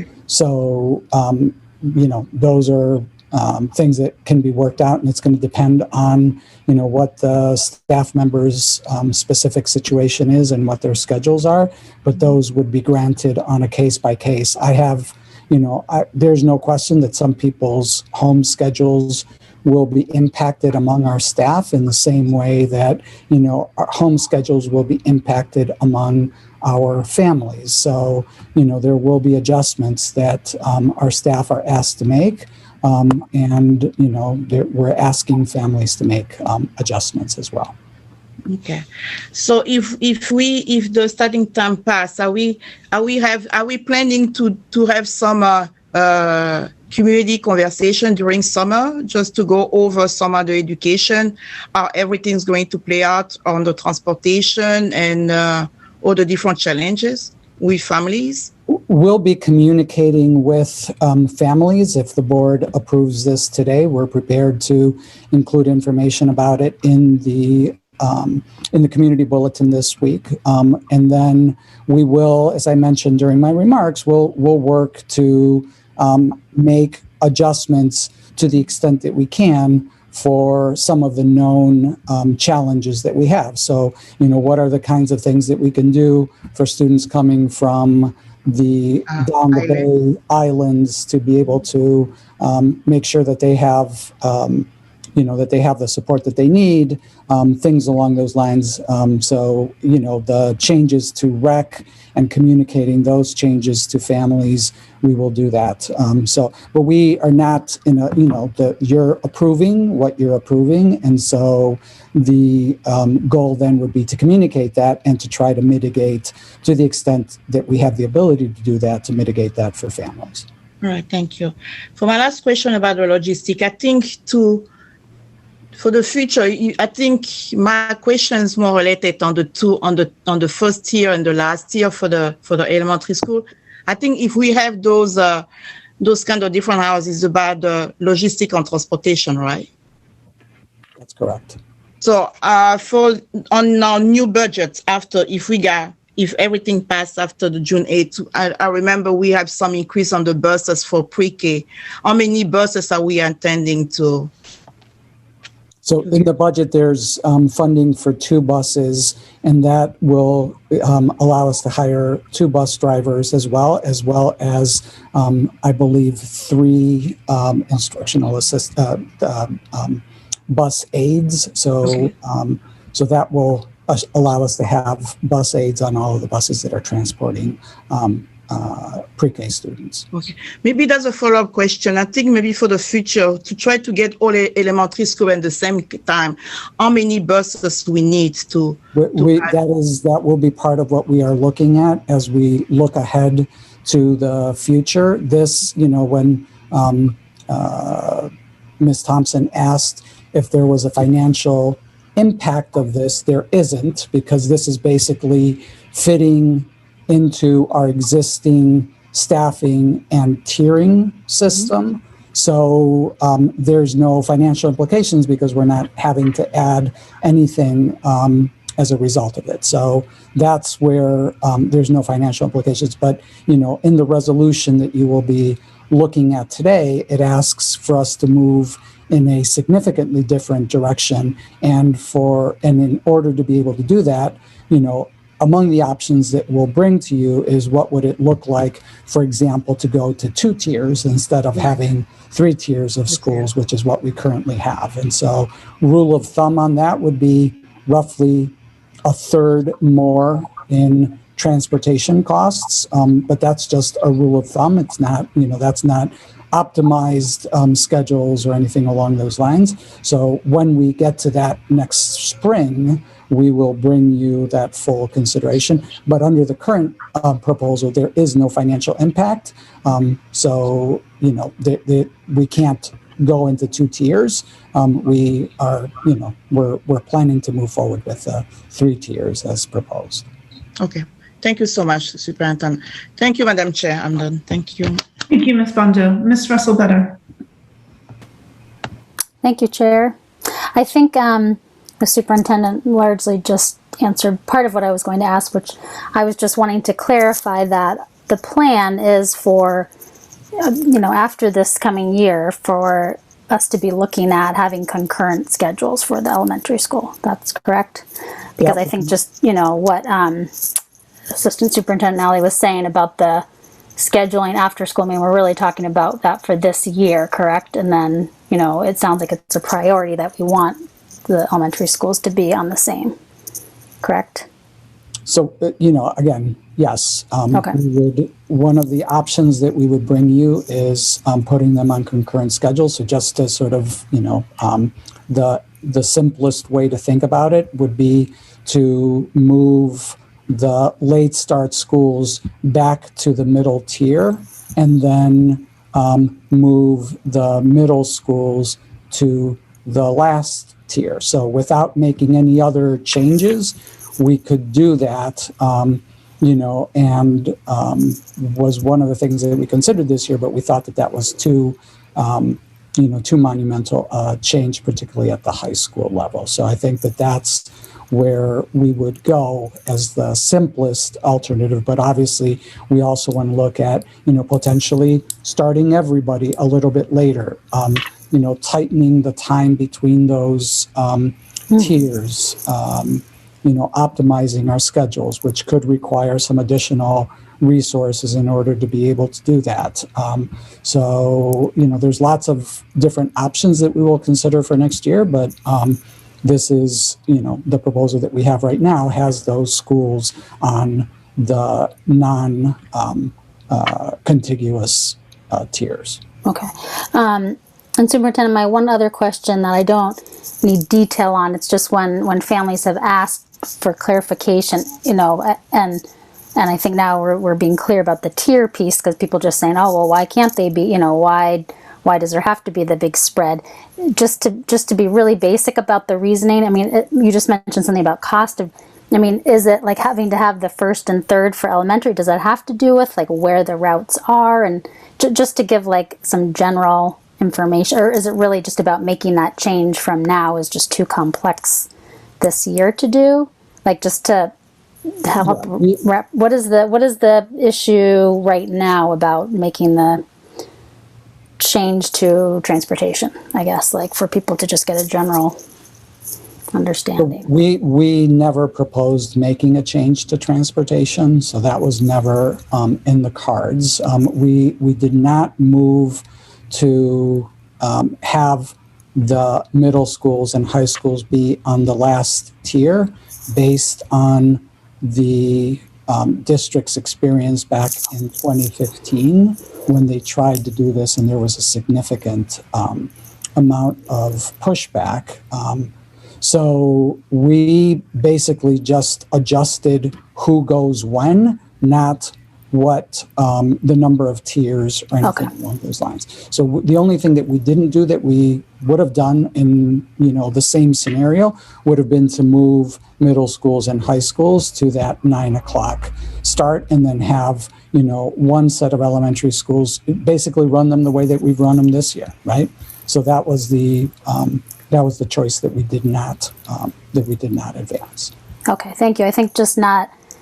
And me learning too the history of why they're in the tiers, but I think just for people asking, why is there the spread between the two? That's helpful to just have the history of it. It wasn't selected that way. It was okay. I'm just trying to. I think I just want to. Maybe it's a little bit too much detail, but so the 3 tiers were implemented in 2015. Yes. Prior to that, there were more like 5 tiers. And at the time we were transporting high school students on our buses with, actually fewer buses than what we currently have, because we've added additional buses for pre-K, as you know, and along the way for some of our homeless needs and things along those lines. So we had 5 tiers, and we, the school board at the time managed to work with administration to get it consolidated into these 3 tiers. And part of that was by having our high school students ride the metro. So, again, to go to fewer tiers requires either not transporting some students or adding additional buses, which is not just adding additional buses, it's adding additional drivers. And as I think you all know, that is extremely challenging to do in this day and age. Everybody has difficulty filling their bus driver, their bus driver positions. Okay, thank you. No, I get that going into many details isn't always helpful, but that's helpful. The staffing piece, the scheduling piece, the history. So thank you. That's great. Thanks. Yeah. Thank you, Ms. Russell-Better. For those members of the public that have joined us to participate tonight, just wanted to run through the process here. We're going to finish up board questions, and then we'll take public comment. So thank you for waiting so patiently. Are there other board questions? I don't see any hands up, so I will ask just a couple that I have, and then we can see if there's any other board members who want to ask questions before we go to public comment. So I was wondering, for our middle school building leaders, this year with school starting for our middle schoolers at 9:45, if we were to revert back to the pre-pandemic schedule and start school at 7:45, what do you see as the likely impact, particularly on the students who have been, unfortunately, most disengaged throughout COVID? And can you talk a little bit about what that might look like?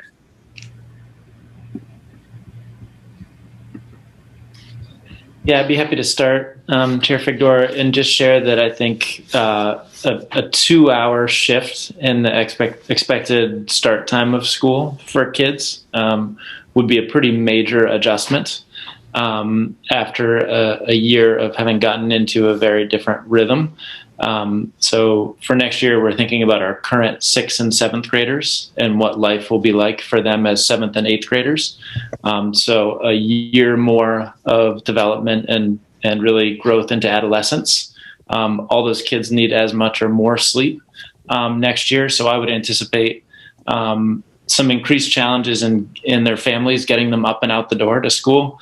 And for our teachers on our side, work that our advisors and crew teachers and Lions Pride teachers would do to connect with kids to make them or help them get to school and be there successfully. So a challenge that we would take on if we had to, but I think it would be a challenge for kids to be getting up and out into school and ready to be there and engaging back at 7:45 at that early time. And I'll also just add to that, we can say what we think is going to happen. We actually have experience with what's going to happen, because prior to this, many of our elementary schools weren't starting till 9 o'clock. And then we were welcoming students to middle school. Welcome to middle school. You need to be here in your seat, ready to learn at 7:45. And so the reactions that we've had from families and kids to that reality it's been very difficult. And we have kids simply aren't going to come to school. And we have many kids who don't have a way to come to school if they sleep in. And I just want to point out, in all the transportation conversations, the 2 miles, we do not transport students who live less than 2 miles away from our school. So when school starts at 7:45 and you're not a student who's eligible for transportation, and you may not have someone at home who can give you a ride, you need to leave your house maybe 7 o'clock, walking to get to school. So you also have to think about that as well. It's not just the start time. And that's where we've heard from students and families, this is not doable and it's not worth it. And I'm just going to choose not to come. We have noticed a very different, a different pattern in our attendance. And in our, we've worked really hard at that this year, but in the number of tardy students, as we spoke about earlier. And again, it's one thing to drag yourself to school half asleep, and it's another thing to come to school ready to maximize every single instructional minute, which is what we've experienced this year.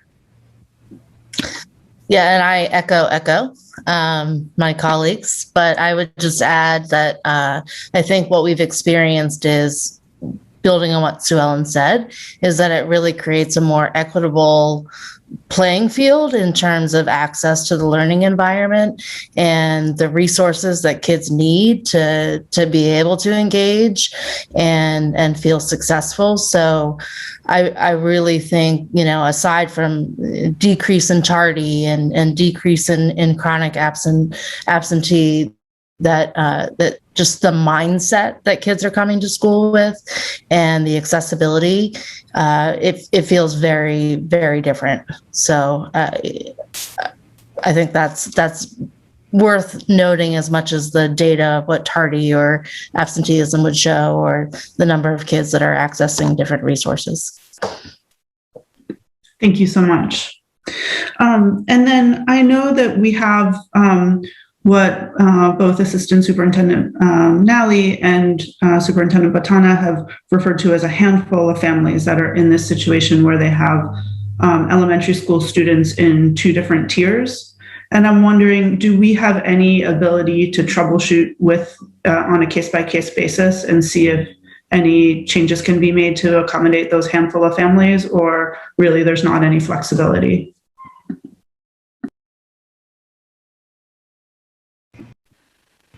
I don't know that there is. I think we would have to look at those on a case-by-case basis. And, pre-K is a little more fluid because people,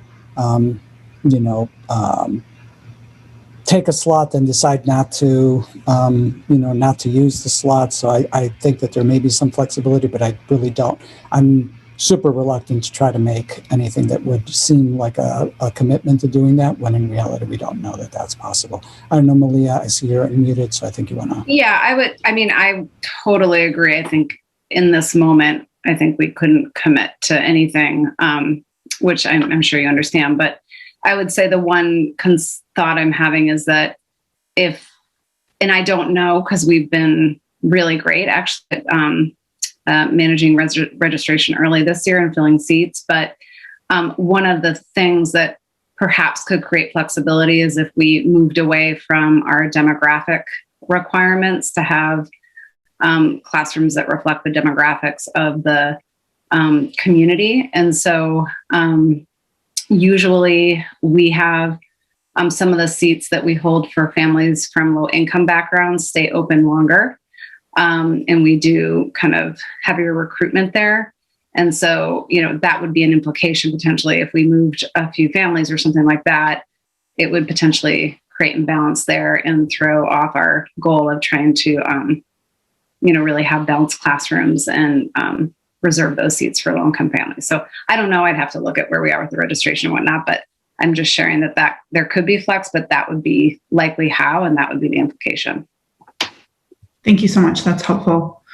And then for our island families, our students specifically who are coming, our middle school students who are coming to King, I just want to restate my understanding. I know we talked about it as the superintendent talked about it as before care, but really we're talking about breakfast in a study hall for those middle school students. Is that right? Yes. Okay, great. And I guess just my last question, which is more of a comment, is, I was on the operations committee for the last couple of years prior to the pandemic when this start time was consistently on our agenda. And one thing that we did look into, and I would hope for us to come back as we look to see if further changes are possible in the future, is whether or not, and perhaps it is not appropriate, but whether or not it would be appropriate to consider Metro for our middle school students. So I don't, it might be a bad idea, but I think it's certainly an idea that that we should have on the table. And it's one that we will look at. Thank you. And I'm sorry if you're hearing yelling in my house, but there's yelling in my house. So, Mr. Irish. I'm going to echo that because you might hear it in my background too. So there was some focus on this, just goes back a little bit to when the principals, the middle school principals, were discussing the impacts on students. And I'm just curious, the elementary, and if this has been discussed in the past, I apologize, the impact on dragging, I think the term was dragging students on the elementary level. Have we discussed the impact, or have we got feedback from the principals of Reiki or elementary schools in that same level? Yeah, I mean, we did get feedback. I think it's important to remind everyone that what we're proposing is not something that they've not already done. So those schedules that we are proposing for the early morning schools is the schedule that they currently have. So that's the same, Ocean Avenue this year is starting at, 7:45. And so is Talbot and so on. So I think that, it's important to note that. I think you've all received, and I noted it in my comments, that there have been parents who have made, a similar point that Ms. Santiago made about the challenge of, kids walking to school in the winter, in the dark. And, so that is a real concern. But it's not something that we've not already done this year. So I think it's important to point that out. For the schools that are going to the later start time, so for the elementary schools that are going to the 9 o'clock start, again, with the exception of Presumpscot, that joined the late tier this year, but had previously been in a sort of an in-between tier. For those schools, they're returning to their pre-pandemic schedule. So there's no, that's not something that parents who have had kids consistently in those buildings have not experienced before. So does that make sense, Mr. Irish? It does on an operational level, but from what I'm hearing from respectfully Ms. Santiago, Mr. Donaldson, is more on the Ms. LeClaire, I didn't mean to leave you out, but on the manner in which kids are coming to school and the impact of starting so early. So there's that side, there's the real life experience, and then there's the operational, which I think you just spoke to, but I don't think we've heard the impact of that level. So if it's not readily available, that's fine, but it's just a question that came to light. I don't have, there isn't a body of literature around what's the optimum start time for young children in the same way that there is for adolescents. So, I think that it's a mixed bag in terms of what the experience has been. Some kids are early morning kids and they've been at it for 2 hours before they start school at 7:30, and other kids are, they sleep in more. So we don't have that same level of scientific research behind it as we do with adolescent start times. Again, as I said, and I think you've all seen this in your email, and you will probably hear it during the comments, there are families who adjusted to that 7:30 start time, or 7:45 start time when, this year, because it was the pandemic, and they were hoping to go back to their their previous start times. So you will probably you heard from them in some of the comments that you received, and you will hear from them, I imagine, tonight. So, but there are also a large number of people who are saying, like, that's fine. So.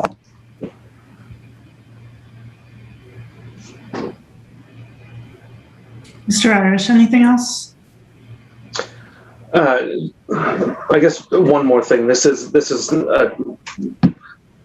a reduced approach from what is considered optimal start times for those who are listening in the public. Can you give us maybe the abridged version of a proposal for the 22-23 school year? And I assume we'll be visiting this again in the coming year. So just to put it into perspective, if it's not prepared or needs to be prepared, then I think those who are listening tonight might want to be engaged on what the ultimate proposal might be for the following year. Right, and the resolution that you are considering today will urge us to try to do something that is closer to what the scientific evidence is, and I think you all have seen that. And there's no, the research is that it should start at 10, and that in no case should it start before 8:30. So we're trying to get as close as possible to that 8:30 under our current structure. And so that's where we're going with that 8:20 time. So we will look at everything from a potential 10 o'clock start, which frankly is going to be extremely difficult to achieve, to, somewhere that, no less than 8:30 as the starting time for next year for the middle schools. Thank you. Thank you, Mr. Irish. Okay, I do not see any other questions from the board, so I'm going to move to public comment. So let me just take a moment I see some hands up already, but let me take a moment to run through our procedures for public comment. So first, to everyone who's joined us tonight and who has sat through now almost 2 hours of our meeting, perhaps, I just want to thank you so much for joining us. We really value your time and your participation, and thank you for sticking through our questions and perhaps the rest of the agenda. So if you would like to participate, please, if you want to address the board, please use the raise your hand feature provided by Zoom. You can find that either on the webinar control bar at the bottom of your screen, or you can find it by selecting your name on the participant screen. And when I call on you, I'm going to use your Zoom name. That's the information I have.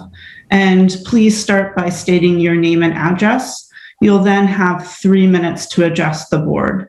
If you get close to the 3-minute mark and I see that you need more time, I'll ask if you want more time, and we can go ahead and grant you another 3 minutes. But at the 6-minute mark, we're going to have to end your comments. So thank you so much again for being here and for participating in our meeting.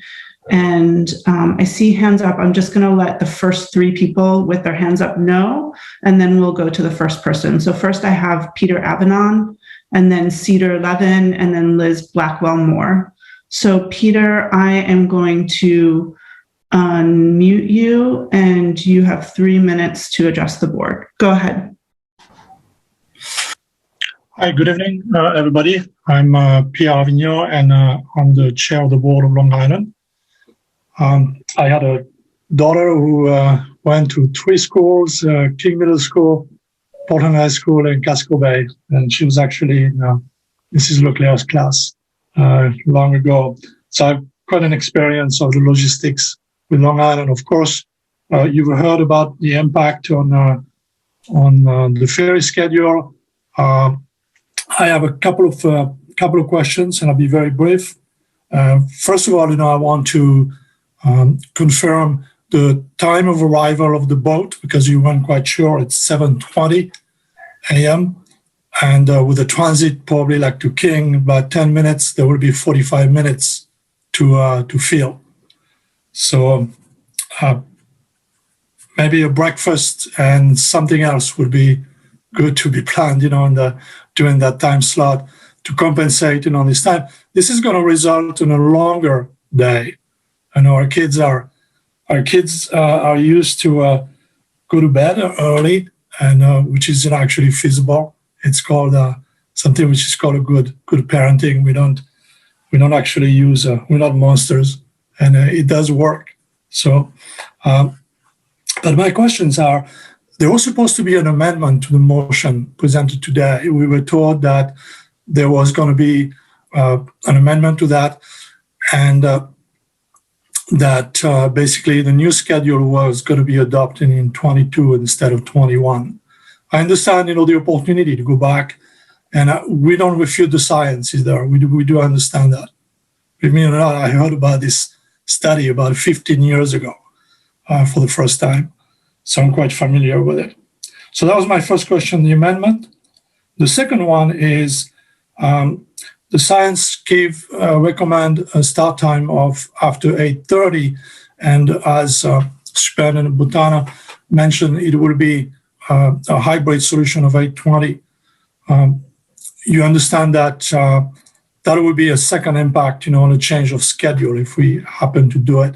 Changing a ferry schedule takes months, even if it's possible, and the financial impact, which is going to be my third question, financial impact is maybe significant.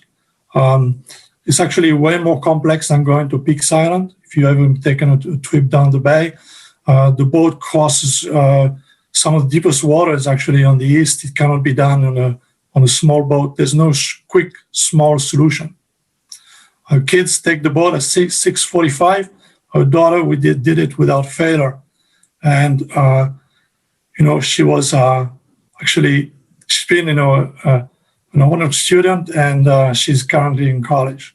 So it is feasible to get up early in the morning, but I do acknowledge the science. It would be better if students, could all start later. But please acknowledge that we need to have more time to change this schedule. Thank you for letting me speak. Thank you, Mr. Avignon. We don't typically respond to questions from members of the public and go back and forth, but Board Member Thompson did want me to let you know, and other members of the public know, that she does have an amendment coming, and that she will offer that amendment after public comment. We will then take board questions and public comment on her amendment. So just wanted to clarify that in terms of the process moving forward tonight. Thank you. Okay. Thank you so much for participating tonight. Okay, now we are going to Cedar Levin. Cedar, you have 3 minutes to address the board. Let me unmute you, and you can go ahead. Hi, my name is Cedar Levin. My address is 94 Beckett Street, second floor. I go to Lyman Moore Middle School. I'm in 8th grade, and next year I'll be going to Portland High School. I would just like to talk to you guys about how the change in start time, 8:20. I would love it to go to 8:20, or really as late as it possibly could in more years. The only really good thing about the pandemic has been how we've got to sleep in. And I've kind of noticed actually a change. When I go to school, I'm just more engaged and ready to take on the school day. You don't have to go look that far. You don't have to look that far to find evidence about how it's better to sleep in and get more sleep. Anyways, school 4 days has been great, and I just wanted to thank you all for volunteering and doing so much work to make my school days in Portland better. Thank you. Peter, thank you so much for joining us tonight and for sharing your experience. It's really helpful to hear from you, and I know the board appreciates you speaking with us. Next, we're going to go to Liz Blackwell-Moore. Liz, thank you so much for being here. I'm going to unmute you, and you can go ahead. You have 3 minutes. Hello, Board Chair Figdor, Superintendent Botana, and members of the school board. Thanks so much for having me. My name is Liz Blackwell-Moore, and I live at 81 Old Birch Lane. I am a public health consultant, and I work really at this intersection of public health and adolescent behavioral health. Full disclosure, I am a parent of a high schooler, and I also have a soon-to-be middle schooler at Lyman Moore. But some members of the school board and, of course, the superintendent know that I have been championing later school start times policies for many years. And I will not go on and on about the highlights of the research. I have sent that to you in emails. I do just want to highlight 3 particularly relevant pieces of the research that I think are important to this discussion. One is the research indicates that we should be concerned about moving school start times to pre-pandemic times so significantly after the year we've had. You know, there's this mountain of evidence that later school start times are beneficial for academic success and health outcomes. The best outcomes happen for those who are Black, Indigenous, and students of color, and also low-income students. On the other hand, early start times are particularly disadvantageous for historically underserved students. So there was a district in Texas that moved high school start times just 40 minutes earlier to reduce transportation costs. And the research on that change found significant increases in chronic absenteeism, tardiness, and school dropout rates. As somebody in public health thinking about chronic absenteeism and school dropout rates going up, that makes me incredibly concerned about because they are such significant risk factors for substance use, mental health problems, and suicidal thoughts. So I know you all are very concerned about re-engaging students who've been isolated and disengaged during this pandemic. And I believe this research really shows us that moving school start times for middle and high schoolers a full hour or an hour and a half or 2 hours, which is quite significant, could really harm the young people that we are already most concerned about re-engaging next fall. Secondly, I just want to point out that early start times for elementary school students do not appear to impact their sleep or education and long-term health outcomes. There really is more emerging research on the school districts as school districts work to change middle and high school times. They've been doing more research on early school start times for elementary, and so far that shows no decrease in sleep amounts or long-term health impacts with earlier start times. And generally, parents are able to support younger children to earlier bedtimes, and they're able to physiologically adjust to that. I do think there is a burden on elementary school parents with this earlier start time, and I think that our work in the future really must account for that, and the conversation of that is definitely important for the coming year. Lastly, I'll just quickly say that I think we can really minimize unintended consequences to making this change by doing this. Yes. That was the end of your time. Do you want an additional 3 minutes? Just 1 minute would be great. Thank you. Okay, go ahead. I think we can minimize unintended consequences by doing incremental change. Change is really hard. Making this kind of change is hard. It can be difficult for staff and parents and some students. We had to kind of rip the Band-Aid off to adjust to the pandemic. And I think this proposal that the superintendent is offering really gives us that incremental approach. It gives us this year to engage the community in conversation, hear from a whole host of folks, but also minimize the harm to middle school and high school students that really at this point have been rolling over in bed at 9:15 and pressing the start button. With those really early start times, it could have drastic impacts on those students who are struggling the most. So I hope that you will support the superintendent's proposal and the movement towards later start times. Thank you so much. Thank you so much, Liz. Next, we're going to hear from Nick McCrae. Nick, I'm going to unmute you and you can go ahead now. You have 3 minutes to address the board. Hi, thank you. I am Nick McCrae. I'm a school social worker for Cliff Island Elementary School and Peaks Island Elementary School in the district. I am just here with a couple of considerations and questions from myself and some of the parents of elementary students who will soon to be middle school students. So we are very familiar with the science and we fully agree that this is an important step. And you guys have talked a lot about the island, so I do appreciate that tonight. But some things we wanted to make sure that you guys were aware of as you consider some of these mitigation things for the challenges presented. are, as a previous parent said, the middle school and high school students on the islands will not be getting the benefits of this late start. They'll still be getting on the same boat for the Down the Bay kids as early as 6:15 for Cliff Island. And compared to this year, Peaks Island kids will be getting on a 1 hour earlier boat. So they'll go back to the 7 o'clock or 7:10 boat. So just as you're making, I know you have the plan for them in the morning, but as you're thinking about this, remember that they are not getting the late start benefits. They're just getting some of the challenges that come with it. Also, parents wanted me to remind folks that in the past, when students have been dismissed early, they had concerns about what students were missing in those 20 minutes, whether it was homework, important announcements for the next day, things like that, that could make life a little bit more challenging. So as we consider what that might look like, making sure that those things are also in our minds, and that if students don't get dismissed early, or if there is a miss of that 3 p.m. boat, that means there's a significant wait for those students. Peaks Island is a little easier. Down the Bay as far as long, they get on the 4:35 boat, and Cliff Island would have to wait till the 5:45 p.m. boat. So that would be a 2 hour and 45-minute wait if they were to miss the 3 p.m. boat.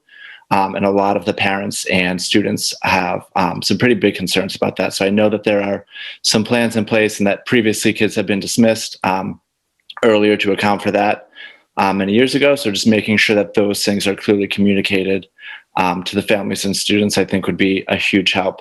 And letting them know when the buses would be leaving so that they can prepare those kids for that as well.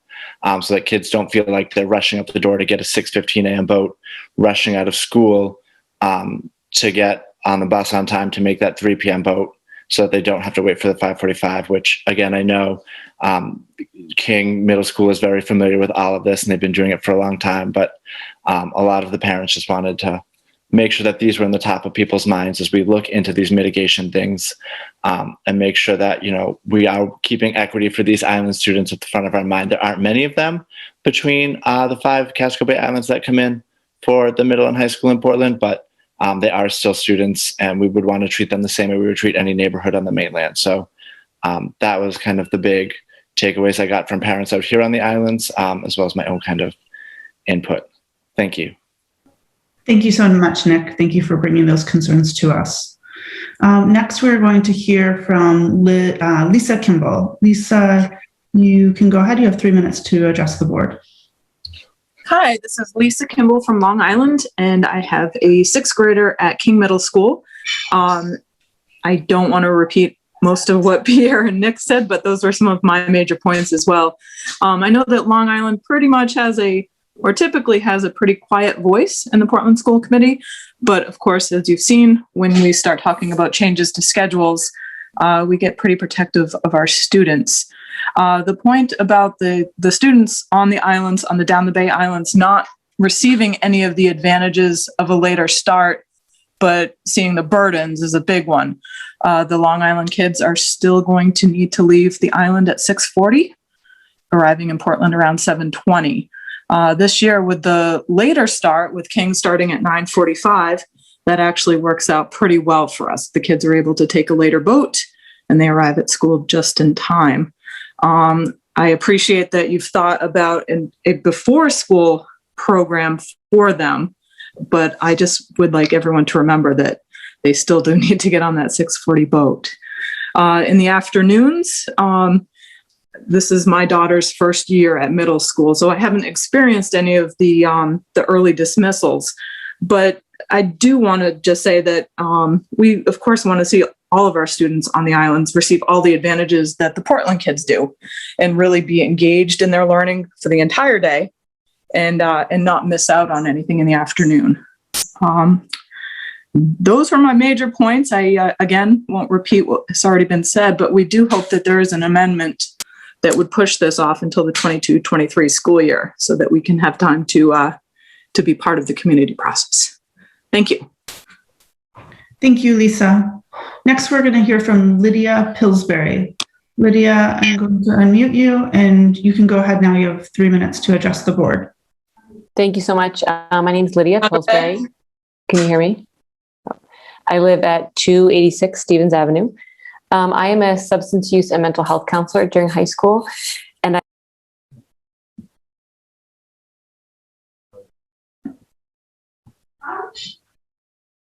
All right, Lydia, I think that was my mistake. Lydia, we lost you there just as you talked about your role at Deering, and I believe it was my mistake, so I really apologize. I will restart your time, and you can go ahead. That's okay. Am I back? Okay. Yes, you are. All right. So I'm a substance use and mental health counselor at Deering High School. I support the later start time for our high schoolers. I think the data are clear from a mental health, public health, and academic standpoint that starting high schoolers later can decrease tardiness, increase attendance, and increase sleep for our students. Yeah. Moving the start times later lines up with the science of adolescent brain development. I can't tell you how many students expressed relief to me that school was starting later. It was one less thing for them to manage and feel anxious about. They stopped blaming themselves for going to bed later. Many of them got more sleep. I want to thank Liz Blackwell-Moore for pointing me to the article called Rise and Shine, How School Times Affect Academic Performance in the journal Education Next, which shows that pushing school times back is a real equity issue, which I think PPS has been really on the forefront of in Maine, but also in New England.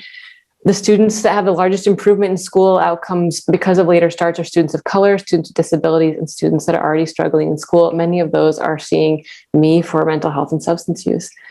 I want to encourage the board to consider changing the start time even later as it reviews the research, and to consider adding care before school and after school to ease the burden for the other changes in the other schools. Thank you so much to the board for hearing these comments and for considering all of this research. Thank you so much, Ms. Pillsbury, and thank you for all that you do for Portland students. Next, we're going to turn to Erica Lee Winship. Erica, you have 3 minutes. You can go ahead. Hi, my name is Erica Lee Winship. I live at 26 Fall Lane in Portland, and I teach at Portland High School, and also am a parent of 2 Portland High School.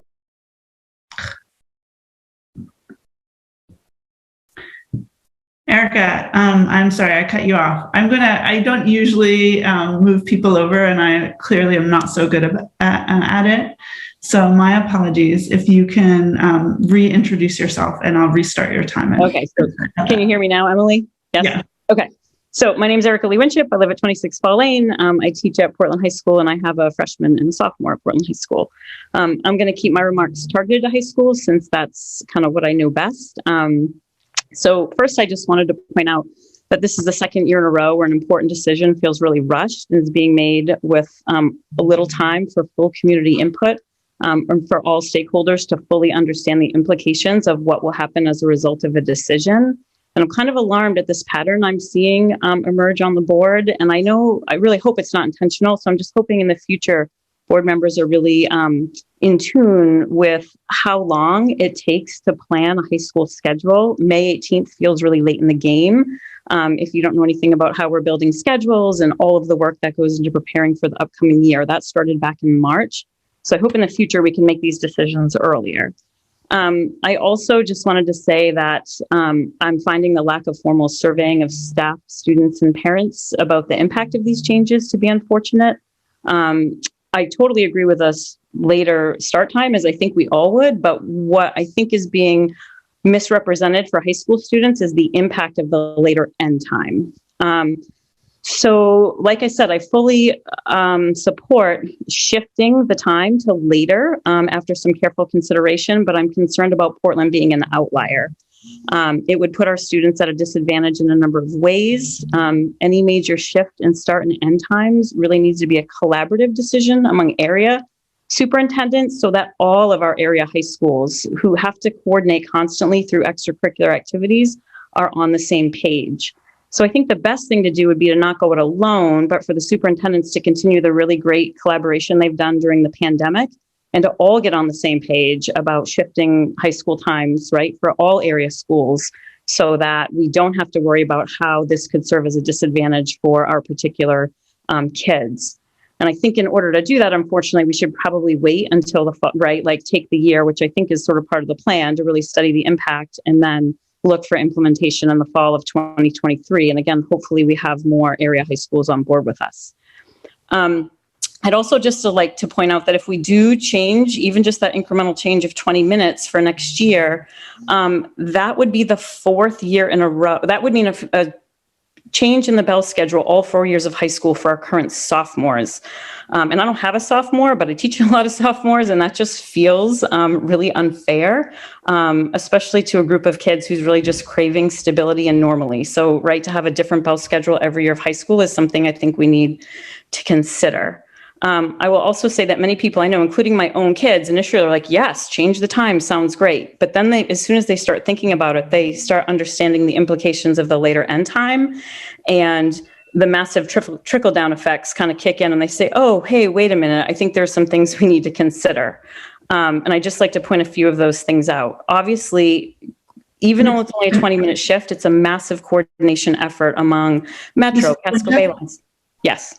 That was the end of your 3 minutes. Do you want an extension? Yes, please. Thank you. You can have another 3 minutes. Thank you. Hopefully it won't be 3.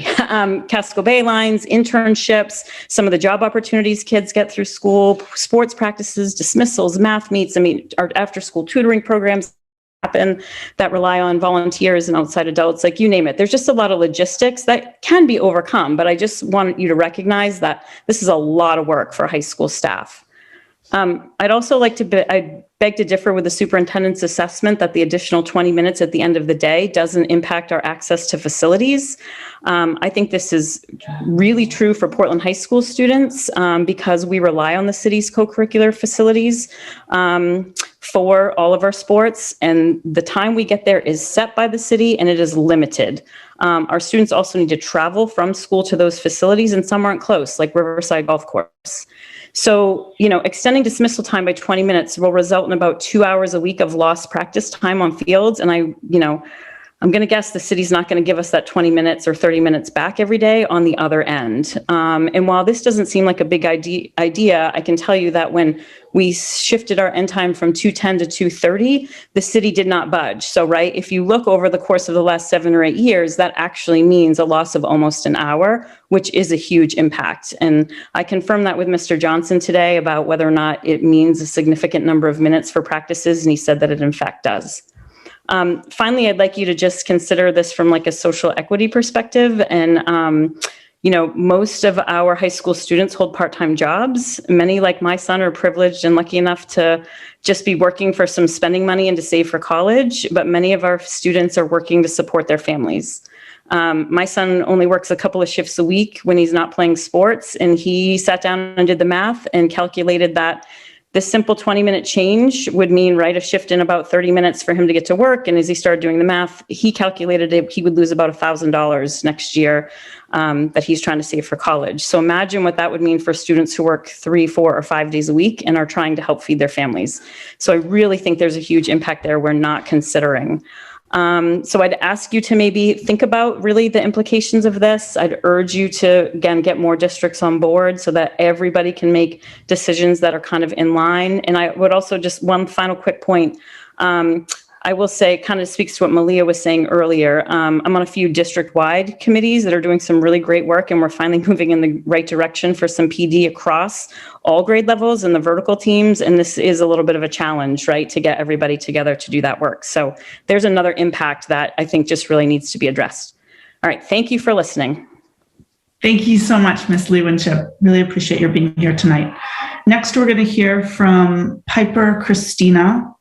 And after that, just to give folks a heads up, we have Deb and Andrew Tannenbaum and Rachel Pargeter, and then Olivia Bean and Tim Atkinson. So that's the full list of people who have their hands up at this moment. So Piper, I have unmuted you and you can go ahead. You have 3 minutes to address the board. Hi, my name is Piper Christina. I am an 8th grader. My address is 102 Morning Street, Apartment 1. I go to Lyman Moore Middle School, and next year I'm going to be going to Casco Bay. Before I start talking, I just wanted to thank you all for working so hard and doing what you do. Sounds like a really hard job, and I just want to take a second to appreciate you all. So thank you. I think that school should start later. I know that when I wake up in the morning, I am tired, I don't want to work, and I just don't want to do anything. And when you have to get up and go to school and do math. It's the worst thing ever. And I know some of you feel that way too. Working must be insanely hard. But if we start later, I could be more alert and therefore have a better education, which is all that's really important in my opinion. And yeah, thank you. Piper, thank you so much for being here. Really appreciate hearing about your experience and for you to talk with the board tonight. Thank you so much. All right, next we are going to hear from Deb and Andrew Tenenbaum. I've unmuted you and you can go ahead. You have 3 minutes to address the board.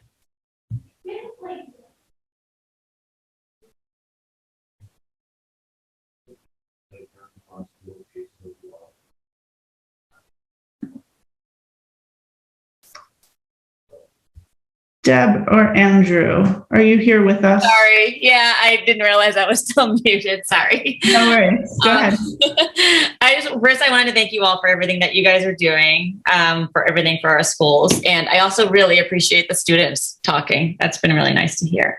I am a high school teacher in another district, and I can say from my own year, I totally agree with what the principals were saying. It's been a huge change. That first block, those students that come in, they are engaged this year. They're ready to talk right away. Whereas usually that first block, and I'm an English teacher, that first block is quiet. People aren't ready to discuss. They're just waking up. So that is, I feel like I didn't realize what a big difference it would make until we actually made a difference this year.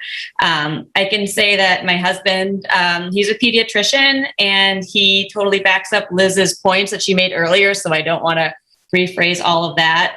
But from the science and the medical part of working with adolescents, that sleep rhythm thing that's real. And then also I just wanted to add in that it just seems like moving now would make the most sense since we're going to have to change the times anyway. Not to have to change times every single year, but making the change this year, everyone was kind of able to adapt to this year at the best that we could, right? Which was pretty brutal, but making this change, and it seems so minor now, by moving it by 20 minutes, it seems like this would make the most sense to actually try and move us to a place where students can come in a little bit later, the high school and middle school students.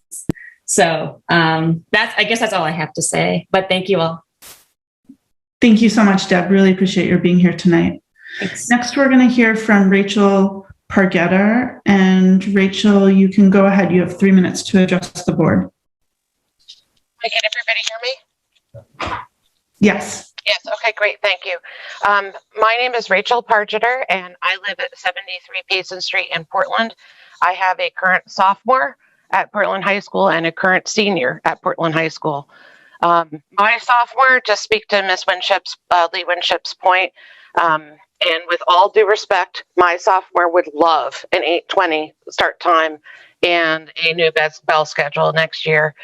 She would do just about anything to get an even later start her senior year. The one benefit both of my girls have been enjoyed with all the hardships this year, as many students have stated, has been the 9:30 start time. And I agree what was just said, that the time to make the change is now. Asking the students to start school 90 minutes earlier next year by going back to the old schedule is too much, in my opinion. And a lot of students have, things they want to do before school, like math team. And to have that start even earlier than that, so 2 hours prior to the current start time, is really a huge ask for these students that they're already dealing with so much, and still, my kids are still dealing with COVID. Things are not back to normal for either of my children, emotionally or in their schedules. So I ask respectfully that we do not put this off for another year. I understand that the implications are big for a lot of people, and that there are implications, across the board. But I think the time to make this change is now. And they would already have to make a big change. Let's make it not 90 minutes. So, and I apologize for not considering the island students. I don't have any experience with that, and but I think something can be done to help them out. And my students actually all have nighttime activities. Both have nighttime activities during the school year. That extra 20 minutes in the morning makes a huge difference to them. And my kids work. I understand. It's just a tough situation, and I think 90 minutes is too much to ask. 2 hours if they want to do a before school club. So thank you for considering. I hope that we go ahead with the proposal as Superintendent Botana has put it forward and his office. Thank you for all you do. Have a good evening. Thank you so much, Rachel. Thank you for being here tonight, and my apologies for mispronouncing your last name. No worries. Next, we're going to hear from Olivia Bean. Olivia, you can go ahead now. Hi, my name is Olivia Bean. I live on Casco Street, and I am a teacher at Portland High School. Slightly more importantly, I'm a science teacher, so I have a lot of feelings about all of the research people are referencing. And I want to make clear that some of the things people are concerned about were shown to not matter, but there were some that consistently throughout studies were an issue that districts came up against that they didn't prepare well enough for, which included losing academic time for students who need to leave early for sports and extracurriculars, childcare issues because older kids watch younger kids or pick them up from the bus. I had a kid today who asked, could he come in the morning because he had to watch his little brother, and work schedules. Depending on what kind of job it is, it's a shift. You can't change the time of a shift at a job. It just is what it is. So that would be difficult for them. It's already hard for kids to get to sports and activities after school. Back when times were normal, whenever that was. I had kids who would often ask, like, can I leave a couple minutes before the bell to make the bus? Or I have a game, or I have practice. Can I just leave a little earlier? And so, like Miss Winship pointed out, the scheduling time with the fields will impact sports. And lastly, I'm not saying that we should not start later. I would love a later start. I'd probably be on time more often. But there was not a full conversation around this. There was a conversation between a few people that did not include the teachers and students this would be affecting on a large scale. I'm sure you talked to some, but most people seem to not have been surveyed at all about their opinions and how it would or would not affect them. So I'm not against the change.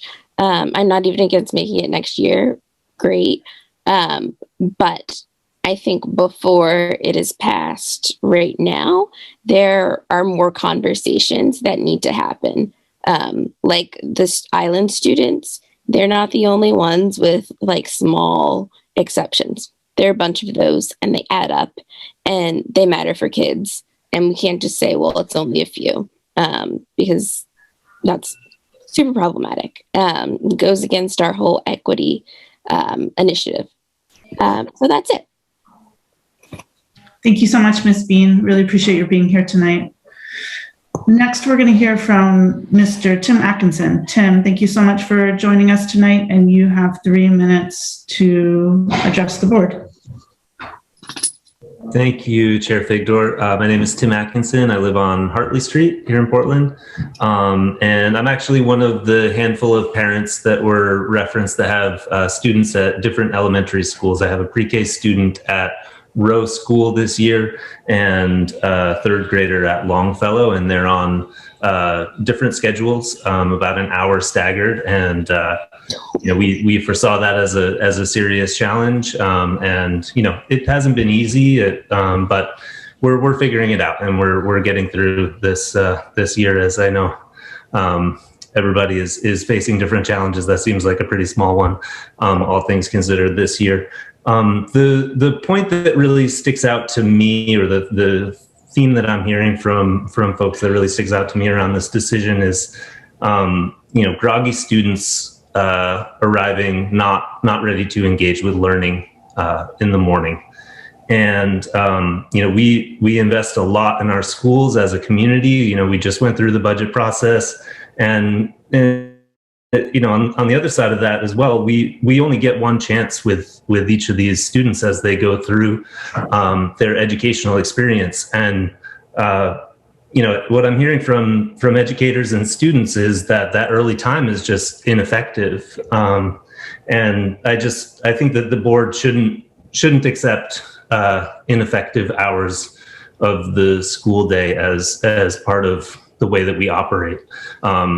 That's not making the most of the resources that the community is investing, the time and effort that the staff is putting in, and the time and effort that the students are putting in. So I think we need to be making the most of every opportunity, every hour of the school day that we have to educate students. And so I think it makes sense to make a move now while we're already sort of in this mode of trying to figure out what the new normal is going to be in the next year. And I support the move to continue to push for evidence-based scheduling to optimize for student learning. So I hope that you'll support the proposal as it stands. Thank you all. Thank you so much, Tim. It's great to hear from you. Thank you for joining us. All right, I don't see any other hands up. Before I close the public comment, okay, I see one more hand up. So I see Allison Gray. Allison, I'm going to go to you just in a moment, but if there are others who would like to speak with us, please do go ahead and raise your hand. So Allison, you now have 3 minutes to address the board. Hi, this is Charlotte Murray. I'm Allison's daughter. I'm a freshman at Deering High School, and I went to Lyman Moore Middle School, and right now my sister is in 6th grade at Lyman Moore. I just wanted to start off by saying that with this year being so hectic and chaotic, to immediately snap back next year to a completely earlier schedule is, in my opinion, unreasonable. Next, I would like to say that from what I've experienced, student voice is not as acknowledged as from what it's typically put out to be, and this could be a good chance to hear from students, because I think it's obvious to say that most students, especially in high school and middle school, will be wanting to start school later. It's a common known fact that teenagers' brains won't function to the best of their ability and get their best education by such a early start. And especially with homework loads in the later grades, high school, but also middle school, will keep students up late, and then to expect them to wake up early and get the best of their ability of an education, it doesn't go well together. And just to point out that, to my knowledge, currently the elementary students are the ones who are getting the latest school start.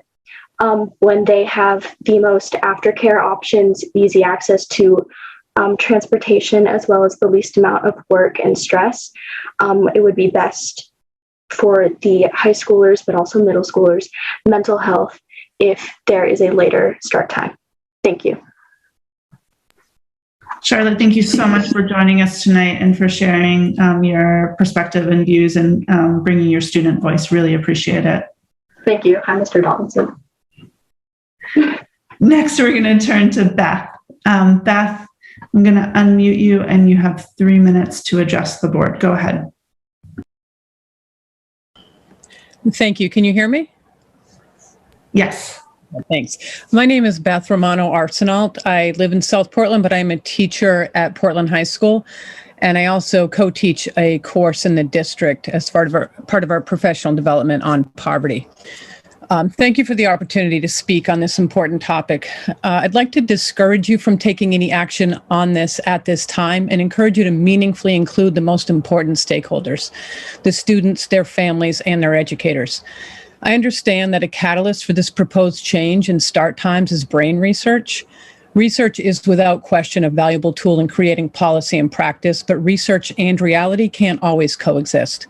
If it did, I would strongly encourage you to explore the research of Matthew Chingos and Russ Whitehurst. Their report, Class Size, What Research Says and What It Means for State Policy, published by the Brookings Institute, explains how smaller class sizes can literally translate to student gains and achievement in years, but also how this is rarely able to be put into practice because it is too expensive. This is an example of brain research with indisputable results, but that is largely ignored because it won't be funded. Again, a case where research and reality feel mutually exclusive. In the case of later start times, I feel the same is true. There is research to support that the brains, especially of teens, are better geared to a later start time. Does that mean that this is an easy fix with no collateral damage? Unfortunately, no. I have grave concerns for our under-resourced and already marginalized population should you decide to push this through, especially without getting the input of the stakeholders. Our district has goals around equity and whole student, and this proposal will erode any real, authentic chance of us meeting that goal for all of our populations. Have you surveyed our student population to find out how many are employed? Have you further explored the reasons for that employment? Is it for gas money or is it for rent? Is it for a trip to Starbucks or is it for groceries for your family? If you were to actually ask our students, the answers to all of those questions will be yes. If we are to move to a later start time, the difference is the student who works so he or she can have some disposable income will need to sacrifice a mocha latte, while the student paying rent and or food will need to sacrifice any opportunity to participate in clubs, activities, or athletics. Even more likely, at least based on my experience as a high school educator of at-risk youth, they will likely sacrifice their education.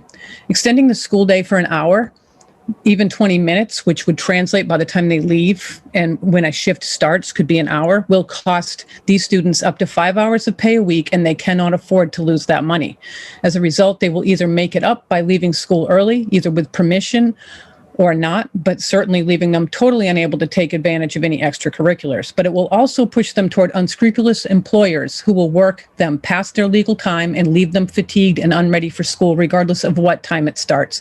And believe me, we see this in spades already, especially with our most marginalized populations. This is a reality that the research doesn't address and simply cannot be mitigated. The other very disturbing aspect of this policy is the way in which it is being presented. Public comment. Yes. That you've reached the end of your 3 minutes. Would you like an extension? Just 1 minute would be great. Okay, go ahead. Public comment at school board meetings cannot be considered outreach and community engagement in its entirety. I honestly wonder why you're not asking students, family, and staff. As we forge ahead and work to truly focus on equity in our district, we must put every decision through an audit that will examine our decisions and policies for their impact on all populations. If a decision or a policy will benefit some students but not all, and in fact could potentially further the systemic inequities, we need to sacrifice the potential good for some to strive for fairness and equity for all. Thank you for your time. Thank you so much for being with us here tonight. I don't see any other hands up, so I am going to go ahead and close public comment. And we're going to move over to board discussion. Is there board discussion on the motion? Ms. Thompson. Yes, I'd like to make an amendment, Chair. Go ahead, please. Go ahead. Okay, and then I'll explain my amendment. So I'm not sure if people know pre-pandemic versus we talked about it in operations, and I don't know if I have it in front of me, but it's not going to mean a whole lot to people. So, but my amendment is for us for 1 year and 1 year only to go back to the pre-pandemic times. And that would be for, just to recap, middle school 7:45 to 2:15, King is 7:55 to 2:25, 8:20 to 2:50 for East End, Longfellow, Talbot. Ocean Avenue, Presumpscot were 8:30 to 3, and Lyseth, Reiki, and Rowe were 9 to 3:30. So that's my motion. If there's a second to that, I'd like to speak to it. Is there a second? Ms. Bondo. Okay, go ahead, Ms. Thompson. Okay, thank you. So for several reasons, first and foremost, I want to emphasize that being the longest serving board member, being here 15 years, this has always been a priority for the board to move to later start times. So I don't think that there's, in my opinion, any board member that doesn't believe in the science or want to move to a later.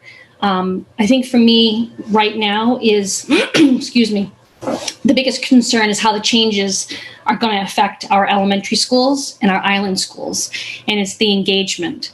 What I would like to do is, it's not to say we're not going to do it, because I think we should, but not until next year, not the school year, but the following year.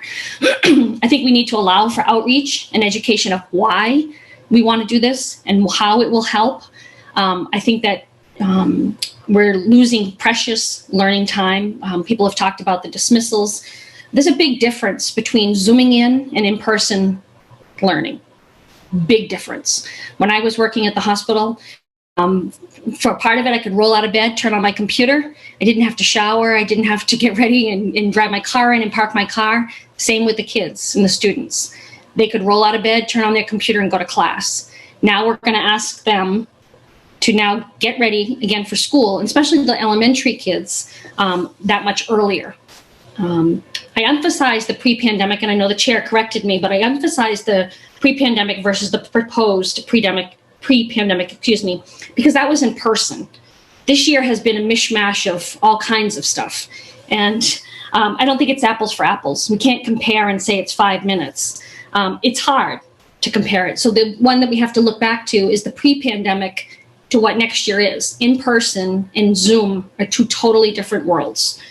So that, for me, I'd rather make the change all at once.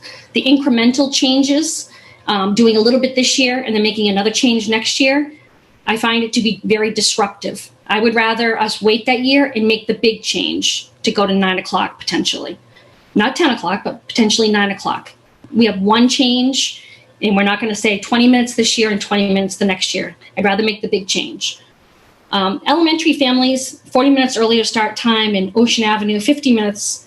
Again, my children are grown now, but from my experience, I know, as Ms. Arsenault said and others said, there's a large population of our high schoolers that hold down jobs. There's a large population of students that watch their siblings. And now we're going to ask some of our most disenfranchised and our people that are living in poverty to pay more money for childcare, more money for aftercare. It may not be a financial impact to the Portland Public Schools. It's a financial impact to our families and people that can't afford it. So that's some of the reasons of why I'm putting this motion forward. Again, I am fully supportive of the research. We did not do it in 2015. Unfortunately, as some of you are aware, between 2015 and 2021, we had 3 different superintendents.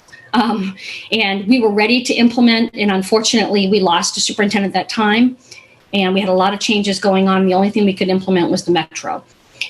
We had a superintendent that left, unfortunately, abruptly, and we had to put in an interim.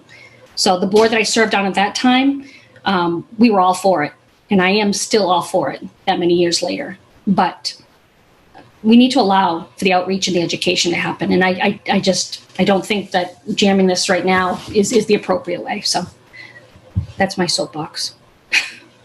Thank you, Ms. Thompson. Are there questions on Ms. Thompson's amendment? Questions from the board? Ms. Bondo.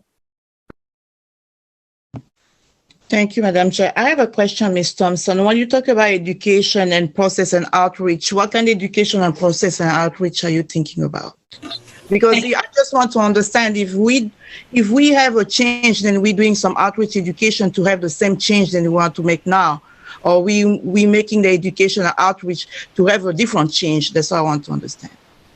I think, Ms. Bondo, that the outreach would be through our public affairs, as well as the surveys as the teachers spoke to, but also engaging the students. If the students, again, on all levels, I mean, it's kind of hard to engage the elementary students, so that would be more so the parents, but the middle schoolers and high schoolers. And that's the engagement I see, because maybe even 9 o'clock, you know, I said that in the resolution we say 8:30, but maybe 9 or 9:30 is the way to go. We don't know that without engaging people. We don't know the challenges this has raised for a lot of people, the pandemic that we have, and we haven't talked to people in a lot of ways. And the superintendent has said himself too, there was a mixed bag of people that how they felt about it. So. Yeah, I don't get it so so well, because the issues that I have, I'm really okay on the process to get more people educated on the process. But I just want to make sure what we're going as a final decision. I mean, on the changing for next year. That's exactly what I want to understand. We need to be more solid and concrete to know, okay, this is what we want to reach out. So those are the goals for those time change for next year. At least we know where we're going and what we want to achieve, so we can have that process on doing, because we need to know that survey, education, we're going to have all the different input and insight from different people. I mean, we know we're never going to satisfy all the parents. We're going to still facing issues, but I just want to understand, if we're taking that 1 year, the final, then we're going for 1 year conversation is just to end to have the same proposal that we have here, or is going to be a different proposal in our hands? What my hope is, Ms. Bondo, is, and again, that would be up to the board to decide, but my hope would be to go to the even latter part of it, the 9 o'clock. Right now we're talking about, a small increment, and I think that the education can engage people about possibly a 9 o'clock a.m. start. But again, that would be something we'd all have to talk about as to where we want that to go. And give direction to the superintendent. Yeah, I understand what you mean when you just mentioned about then we've been mostly on Zoom this time of the year because of the pandemic. So the 2 hours dropping, because I see the pandemic time, it was 9:45 for the third year for the middle school. So we bringing them on prior to the pandemic and 7:45. So we dropping them 2 hours back, and then we getting that conversation to move them again at 9 a.m. probably for next year. So we're bringing them down and we making that conversation to bring them up again, because the way I see, like, we have the middle ground right now between the 8:20 to get that conversation going, and then to go to a little more higher to 9 a.m. Instead to bring them down to 2 hours, because those students, they've been facing a lot of challenge during the pandemic. So we bring them 2 hours down, and then to get that conversation with families and community and outreach to bring them to the 9. I just need to get a sense, because I see what you're coming from. I like to have that big process, but I try to feel I can support something then, bringing the student down to 2 hours for reaching again next year for the same conversation to go up at 9 a.m. That's the thing that is now falling. So it's going to be difficult for me to support this amendment. Thank you. Ms. Chung, thank you, Ms. Bondo. Ms. Chung? Thank you, Ms. Figdor. I just wanted to speak on the proposal and not really in relation to the amendment, because I will have to be going out soon, but I just wanted to give another perspective from a student and just say that I am in support of the current proposal with the 8:20 start for high schools. And I'm mostly just speaking in regards to the high schools, because I still lack a lot of knowledge in regards to the elementary school age group and the different relationship with the tiers and how that'll affect the parents. But I am in favor of this because I believe in the incremental starts, just because I think that with the amount of scientific research there and the amount of conversation that has been continuously in the community for a very long time, it is pretty clear that there are a lot of people who want to see a later start time for the older students. But I don't think that it needs to go further than what is now, given the different problems raised around after-school extracurriculars, childcare, and jobs for students. And I think that doing incremental changes will allow for our district to lead the other school districts who are around us, rather than doing a larger change in future years, which could have a bigger significant impact to our students. Yes, thank you. Thank you so much, Ms. Chung. Really appreciate your including your perspective. And I see Ms. Boxer-McCumber has her hand up as well. So Ms. Boxer-McCumber, go ahead. Yeah, I just want to say that I pretty much agree with everything Emily said. Also, as a high school student, later start would be appreciated, but I also can see how a lot of even my friends need their jobs or need to take care of kids after school. So I don't think it needs to be later than 8:20 at all. And I also agree that doing it slowly, if it is going to be later than 8:20, is much better than a huge change all at once, just so kids can adjust to it. And that's all. Yeah. Thank you so much, Ms. Boxer-McCumber. We're going to go back to questions on the amendment? And again, Ms. Thompson's amendment is to revert back to pre-pandemic start times for 1 year. So are there other questions from the board? I see Ms. Trevaro. Ms. Trevaro, go ahead, please. Thank you, Chair. I just am wondering procedurally, do we need an affirmative vote if we're not changing the start times? In other words, I don't know that we need this amendment. Isn't supporting this amendment the same as voting down the original motion? The superintendent can state his view. My understanding is we've approved a calendar that has no start times, so that we actually need to now approve start times. Okay, well, that answers my question, so thank you. Okay, are there any other questions from the board? Okay, so now what we're going to do is we're going to see no other public comment. Oh, I see Mr. Youssef. I'm so sorry, Mr. Youssef. You can go ahead, please. No, Chair, I just raised my hand. Thank you. Thank you, Chair. I just want to share one of the things that I think about a lot, and during the operational committee with my colleagues, Ms. Thompson and Jeff, I raised that, which is students who work after school and maybe babysitting and help families to go to work. And I thought about that a lot, and I know they are struggling. I know there are a lot of difficulties, but we can't have them struggle and not gain education in the same time.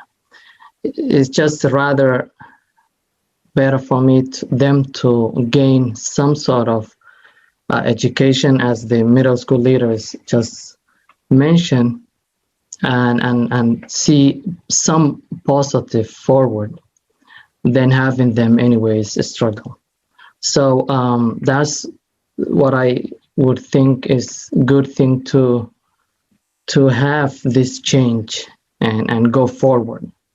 And if we will have any other adjustment through those programs, that would be another issue. Thank you. Thank you, Mr. Youssef. And did you have a question for Ms. Thompson on her amendment? I appreciate your perspective. Yes, sorry, I should mention that. It's just a comment. Thank you. Okay. We will come back and have board comment at the end as well. So what I'm going to do now is move to public comment. So this is any comment from the public on Ms. Thompson's amendment to revert to pre-pandemic start times. And if you want to address the board, please use the raise your hand feature provided in Zoom, either at the bottom of the Zoom panel or next to your name. I'm not seeing any public comment, so I'm going to close public comment on Ms. Thompson's amendment. And just so that everyone's clear on the process, we'll have board discussion on the amendment, vote on the amendment, and then that will take us back to the main motion, which is the superintendent's initial proposal. So is there board discussion on Ms. Thompson's amendment? And Mr. Youssef, I see your hand up. Is it? No. Okay, great. Is there any other board discussion on Ms. Thompson's amendment? Okay, seeing none, by roll call vote, please indicate whether you are in favor of Ms. Thompson's amendment to revert our start times back to pre-pandemic start times for the period of 1 year. Mr. Superintendent, will you please call the roll? Yes, Madam Chair. Ms. Bondo? No. Mr. Burke? No. Mr. Irish? Yes. Mr. Rodriguez? No. Ms. Russell Better? No. Ms. Thompson, Yes. Ms. Trevorrow, No. Mr. Youssef, No. Ms. Boxer McCumber, No. Ms. Chung, No. Ms. Yangala, For the first time, I have a maybe, but I'll say no. But my really question is maybe. My really vote is maybe, but is maybe allowed, or I have to say yes and no? No. Thank you. and Chair Figdor. No. So the amendment fails 2-7 with the students voting with the majority. And now we're back to the superintendent's proposal to move middle school and elementary school start times to 8:20. We've had board questions and public comment. So now the part of the conversation that we're at is board discussion. And then once we finish board discussion, we will vote. And then after we vote, we have the separate resolution to consider. So I'm going to start with Mr. Burke. Mr. Burke. Thank you, Chair. I've been struggling with this issue since it was brought forward to the board at our last meeting. I'm in full support of creating a school schedule that's student-centered and that includes later start times across all ages, with specific attention to our middle and high school students due to the clear data that shows that with the onset of puberty, approximately 11 years old, the student's circadian rhythm shifts and is more rigid compared to their younger self. This new rhythm is best supported by a school schedule that begins no earlier than 8:30 a.m. and perhaps later when accounting for transportation and other factors. That said, younger students are recommended to have more sleep per night, upwards of 12 hours per night, and school start times have an impact on this as well. Recommendations from those that study school start times and its impact on social, emotional, and academics recommend that no age group should start before 8 a.m., if not 8:30 a.m. So that said, neither option before us tonight is good enough for me. Like too many issues, it pits one group of people against another when it doesn't have to. It leaves a cohort of our schools with cumulatively slightly higher percentages of our families with fewer resources, as noted by free and reduced rates, and slightly higher percentage of our Black students with the earliest time slot when compared to the other cohort of elementary schools in our middle school cohort. Does that matter in our equity efforts, in addition to the likely beneficial change in outcomes for the older students from those same demographics? I'm not sure, as the difference might be mitigated before we even get started by enrollment changes in the coming year, because they are slight to begin with, but at a surface level, it seems counter to it. By my imperfect demographic forensics, we've only heard clearly from predominantly white middle and upper class families with students in middle or high school or in elementary school with a later start time that they support the proposed school schedule. We've heard from some white middle class families with students with special needs at the elementary schools with an early start time that this is a real concern from them. And we've heard from white middle-class families from island communities that they have real concerns. And as a white middle-class parent in a very small group of families that are projected to have a pre-K student in the opposite school cohort, I have real concerns. We have not heard from many of our communities how this affects them, particularly Black and communities of color and those with fewer resources. And so we aren't there yet in our efforts to center the margins, in my opinion. Even if we did, we could never build a school schedule by asking all households to essentially share their Google calendars or kitchen wall calendars with us and cross-reference that with the ferries in the metro, other districts, and maybe lastly the science in order to design our school's daily schedules. And so we need to look to a different principle to guide our design, and how students learn best is as good a principle as I can think to design from. So again, we return to the science on students' neurobiological needs. By that principle, neither option in front of us is enough. So on this issue, I'm going to take a harm reduction approach tonight, acknowledging that the greatest harm from our school schedule is understood to be carried by our middle and high school students. And so for the coming year, as we all collectively and individually process and metabolize the trauma and grief of living through a pandemic, I think it's prudent to give those students the start time that will help them the most, while leaving a burden of an earlier start time on one set of elementary students that will hopefully hurt them the least. While we talk about managing change, it actually appears that The option we're now considering is a smaller change from this year to next than a return to a pre-pandemic calendar. After this issue of next year's schedule is decided, I will be bringing forth a resolution to set clear that this board and administration's priority is to do better by all students beginning in the 2022 school year, including meeting that minimum recommended start time for middle and high school students, and doing some of the education outreach that we've been discussing during our deliberations this evening. And that's all. Thank you. Thank you so much, Mr. Burke. Ms. Russell-Better. Thank you, Chair.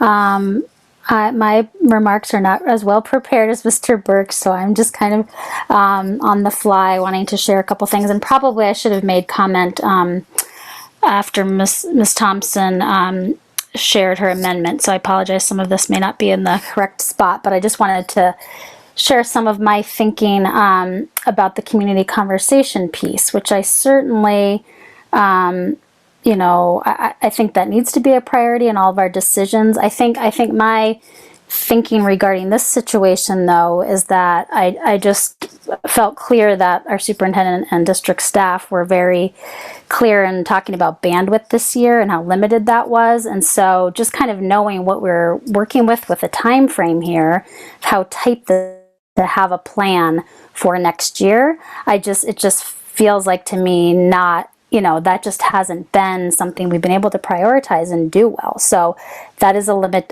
just a reality of our limitations. So I don't feel great about that, but I also think that's just the reality of how this year has been and what the priorities have had to be for our district. So I just wanted to acknowledge, and I know Ms. Bondo had asked about what would that look like. So I certainly think as a priority, in this coming year, that is, I know for me, and I imagine many of my colleagues here would say that public participation is important. And I think just, to me, it feels like in Ms. Thompson's amendment, we were still talking about changing from what we've been doing this year. So to me, making that change would also be, to me, feeling like we wouldn't be able to have community input about that. So I guess I'm just sharing that to say that I feel like this change, which is moving us towards what we were saying as a district, is our priority to be in line with the science. I feel more comfortable with that. While I do also hold parents, and I have been having discomfort about hearing the early start for elementary schools, and I do hear those concerns, and they do mean something to me.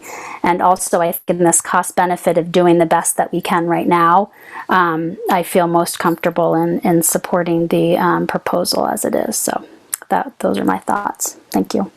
Thank you, Ms. Russell-Better. Ms. Bondo. Thank you, Madam Chair. It took me a while, a couple of days and almost since the last presentation to go over different details and understanding about the change. So for me to be able to make my decision, so it was just right away when I was putting all the facts together, because I was worried about the islands, because even though it's less than 20 students, they are all our students. And also different aspects of the process. For me, it's about the process, the communication piece with the community. That's what makes us strong.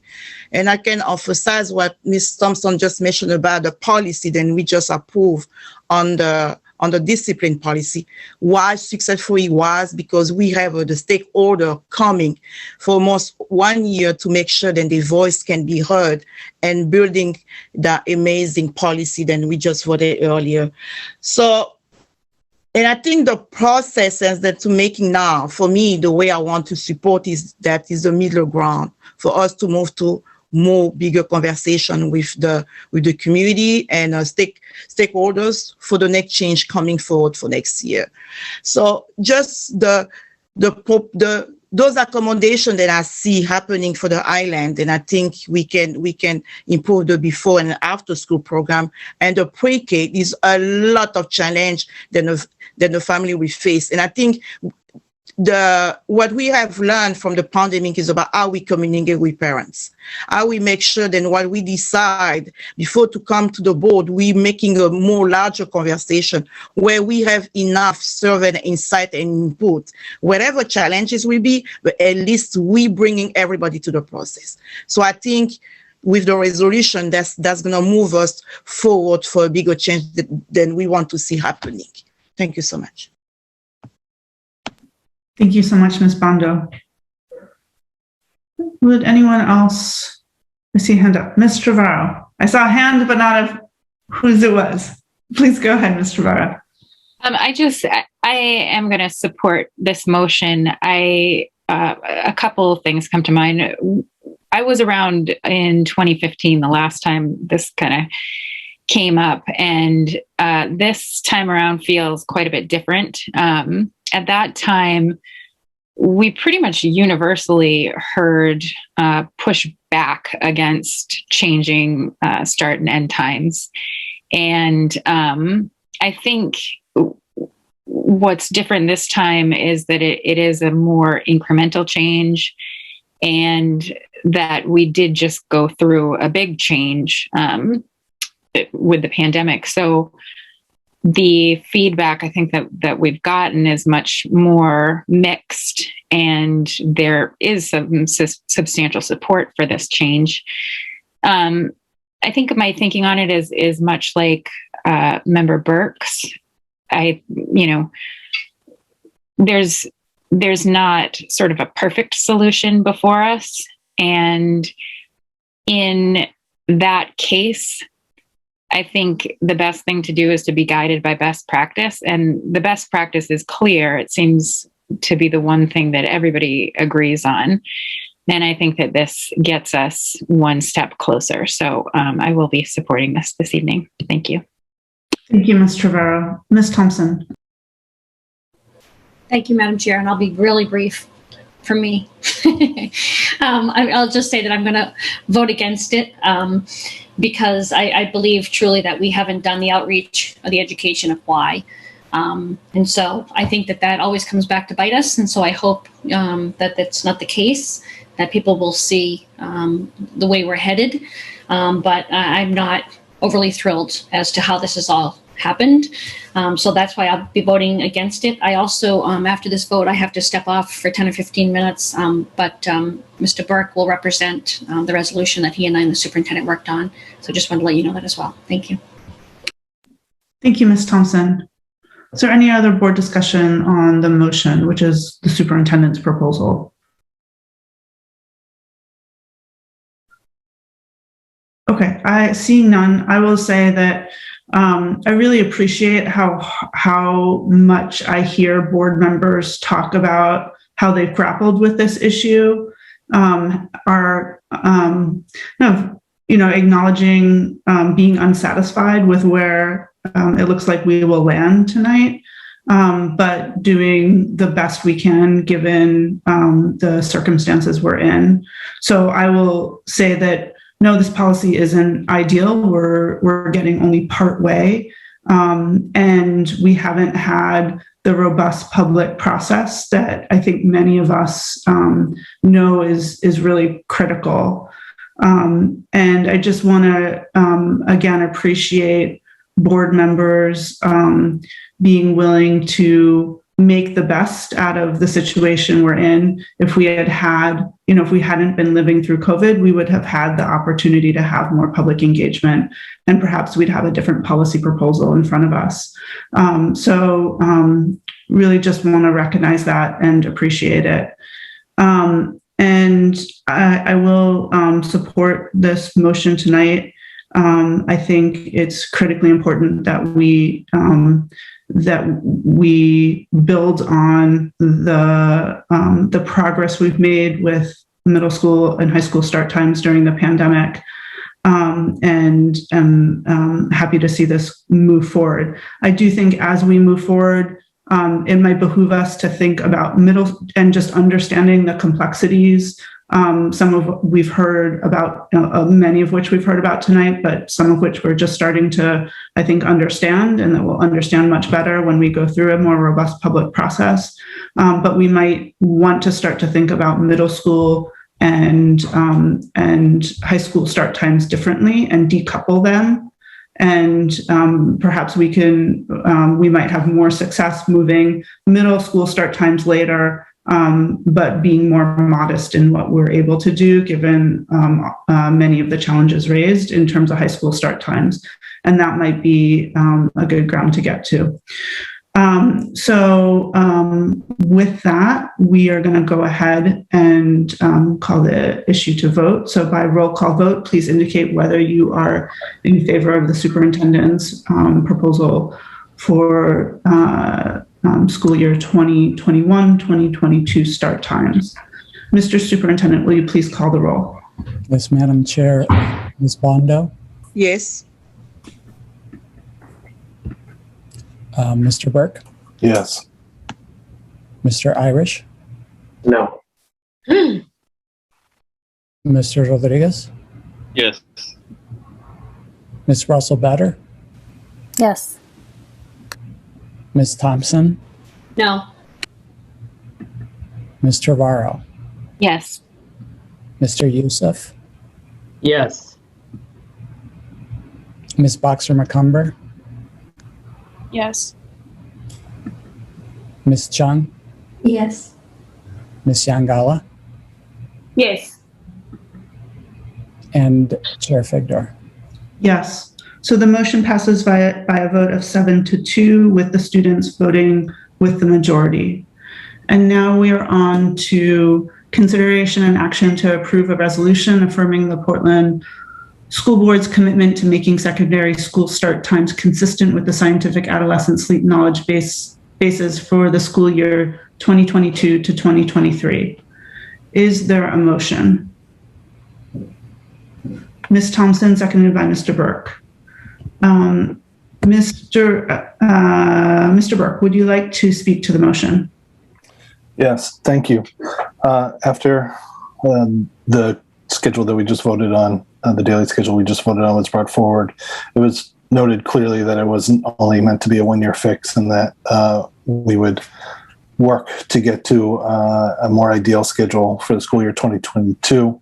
And per a lot of the comments that we've heard about tonight in terms of our process, timing of when things come through the board process, our outreach and engagement strategies, and my previous frustration with various things about like, well, if that's where we're going to go, let's just put our plan together, and acknowledging as it was, that's not best laid plans off go awry. I just felt like there was a clear opportunity here to state clearly the board and administration's intention of where we're going with the schedule to try to eliminate some of that surprise in the future and build a collective understanding of how we're going to arrive at where we get to with a more permanent changed schedule. So first, by speaking with the superintendent about my interest and getting his perspective and I don't know, agreement. I guess that was something that he would support. And then speaking with other members, particularly Member Thompson, about working on a resolution together to set that direction. And so the resolution before us this evening, I will leave the reading of the whereases to you, which is both a whereases. Well, I'll read it in case people don't have this in front of them. If they're watching, sorry, I'll think about accessibility, not my own desire to not read. So the resolution affirming the Portland Board of Education's commitment to making secondary school start times consistent with the scientific adolescent sleep knowledge base for the school year 2022 to 23. So whereas the National Institutes of Health, the Centers for Disease Control, and the National Sleep Foundation all conclude that adolescents on average need about 9 hours of sleep per night for optimal performance, health, and brain development. And whereas most teens experience delayed sleep onset during puberty, and the hormones that help regulate sleep make it difficult for most teens to fall asleep before 11 p.m. or to be alert before 8 a.m. And whereas sleep plays an important role in learning and memory, and sleep debt affects teens' ability to think, perform, and react appropriately. And whereas the American Academy of Pediatricians recommends that children's ages 6 to 12 years of age get 9 to 12 hours of sleep, and adolescents ages 13 to 18 get 8 to 10 hours of sleep. And whereas there's ample evidence that later middle and high school start times result in adolescent students getting more sleep on school nights. And whereas research shows that there are many benefits from later middle and high school start times, including decreases in teen depression, car crashes, behavior problems, discipline referrals, absenteeism, tardiness, and dropout rates. Whereas in 2015, the Portland Board of Public Education engaged in an effort to move to later start times for all schools, but due to turnover in district leadership, that work was not completed. Whereas prior to the 20 to 21 school year, middle school students in Portland Public Schools started school at 7:45 and high school students started at 8 a.m. And whereas during the 20 to 21 school year with shortened school days, middle school and high school classes began no earlier than 9 a.m. Whereas the superintendent proposed a set of start times for school year 2021 to 22 that moved middle school and high school students to 8:20 a.m. start times as a first step towards later start times aligned with the existing knowledge base. Whereas the school board recognizes the complexity of making school and start and end times that satisfy the needs of every student or family is impossible. Therefore, be it resolved that because of the known benefits to student health, well-being, and performance resulting from later start times for adolescents, the Portland Board of Education commits to moving school start times for middle and high school students to a later start time, recognizing that such a move will create logistical complexities for some families. Be it further resolved that the Portland Board of Education direct the superintendent to engage the school community over the course of the 2021 to 22 school year through various means to educate them on the compelling evidence behind this recommendation.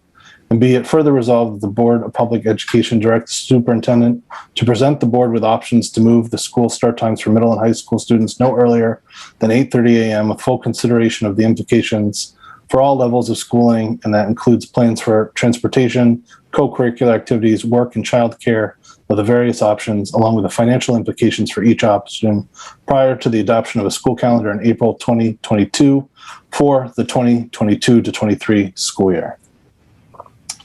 There, that's done. And I'll just say I really appreciate Member Thompson's collaboration on this and the superintendent's help in initially drafting and refining through conversation with both of us. I was very satisfied with that process. And back to you, Chair. Thank you so much.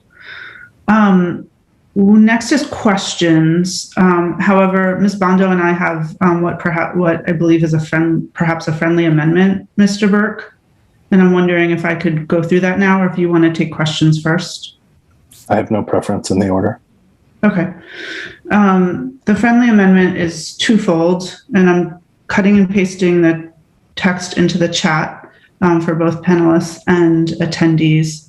But we'd just make a small tweak to the first resolve clause, and that's really to update it based on the decision tonight to move start times for middle school and high school to 8:20. And so we would change the first resolve clause to after the part that would be changed would be the Portland Board of Education intends to further move school start times for middle school and high school students as late as practicable, while recognizing that such changes will create logistical complexities for some families. So it's just kind of acknowledging that we made the move tonight, and it adds as late as practicable.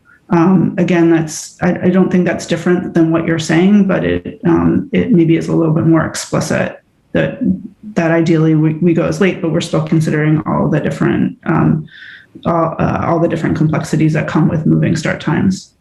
And then the second change would be to address the issue that's been raised about the burden that we put on families that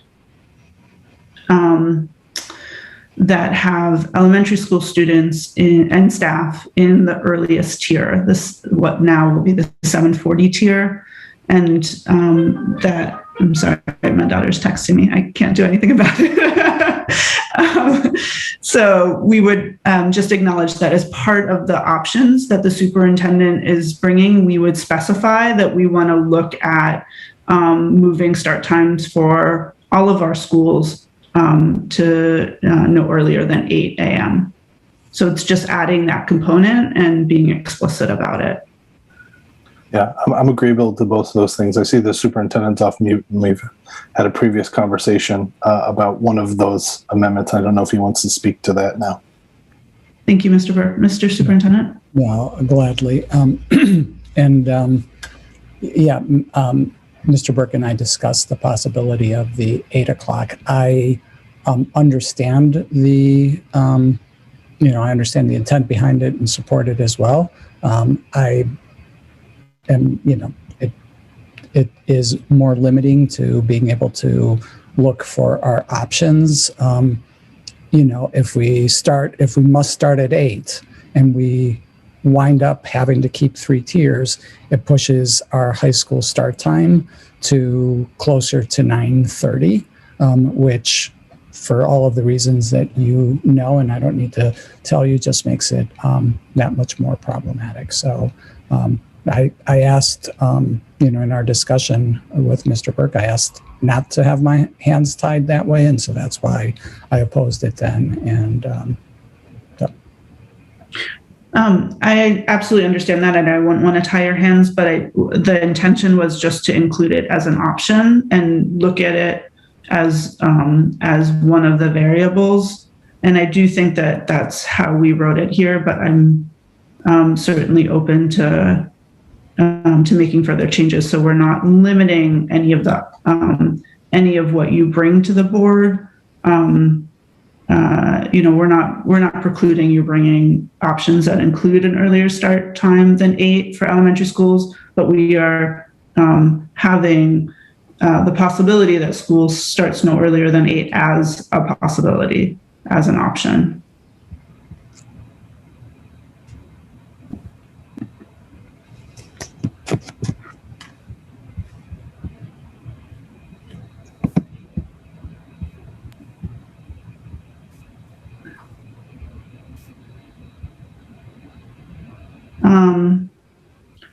Mr. Berg, any thoughts or feedback on that? I mean, if we prefer not to include it, I think, I guess I'd look to Ms. Bondo as well. Yes, Ms. Bondo.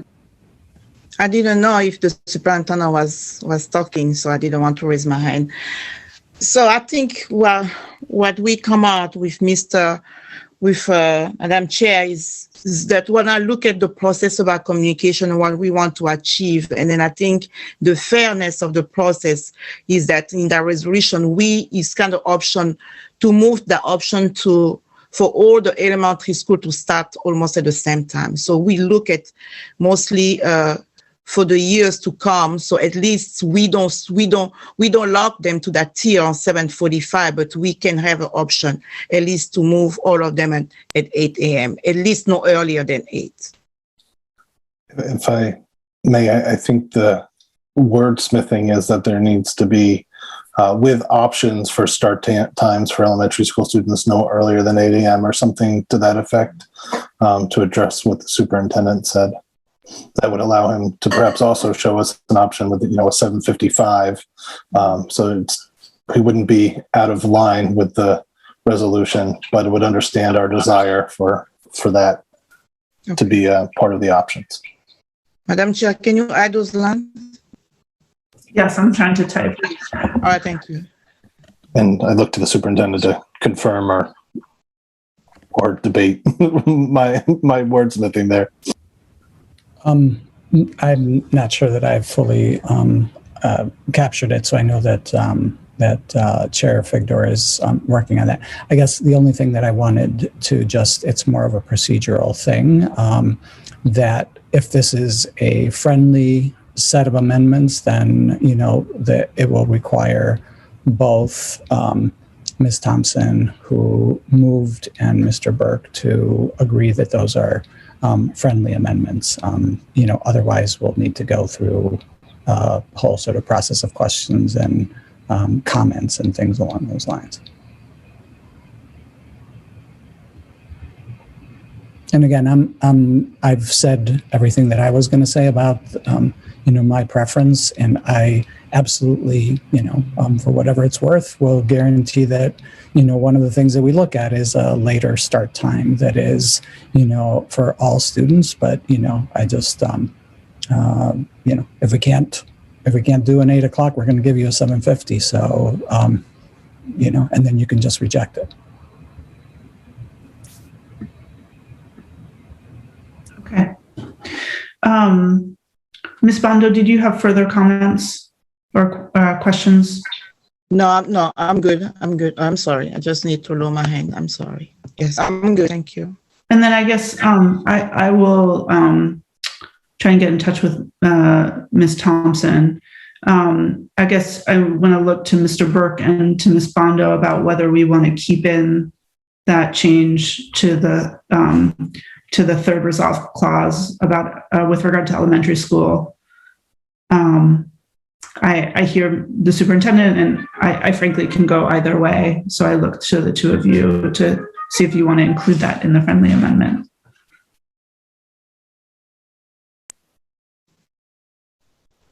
Yes, it's good for me. Yeah. You would prefer to still include it? Yes, please. Okay. And Mr. Burke, I'm good to include it, and I can't speak for Member Thompson in terms of a formal way, but based on our conversations and previous drafting, I do believe it's in line with her interests and intentions as well. But again, that's just secondary information. Okay. Thank you. Okay, let's take any further questions on the resolution. And then just to flag for the members of the public who are still with us that after the questions from the board, if there are any others, we will then go to public comment on the resolution. So are there any other questions from the board? Mr. Youssef. Mr. Chair, can you talk a little bit about the friendly amendment and the actual amendment? What is the difference? So a friendly amendment is typically something that's in line with what's being proposed and not a major substantive change, and that this, as the superintendent indicated, both the board member who made the initial motion and the second need to agree that it's within the scope of what they've proposed, rather than some kind of wholesale change that we would then go through a typical amendment process where we take questions on the amendment and then public comment and then board discussion and then vote on the amendment and then go back to in this case, the resolution. Is that clear, Mr. Youssef? Yes, thank you. Okay, thank you. Okay, seeing no other questions, let's move to public comment. Is there public comment on the resolution? I see, so again, if you are a member of the public and you want to speak to the board, please use the raise your hand feature and I will call on you. You'll have 3 minutes to address the board. Please start by stating your name and your address. And we're going to start with Liz Blackwell-Moore. Liz, you have 3 minutes to address the board.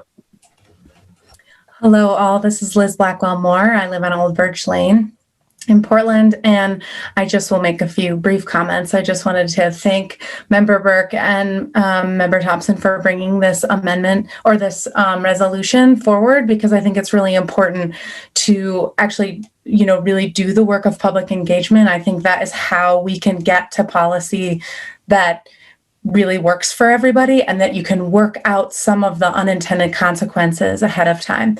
And so I just wanted to point to, there are some really good case studies that have been done on schools that have made this big shift. One in particular, I will send to Chair Figdor and to the superintendent, if that makes sense, but is really done in a school district outside of Denver that has a very diverse student population.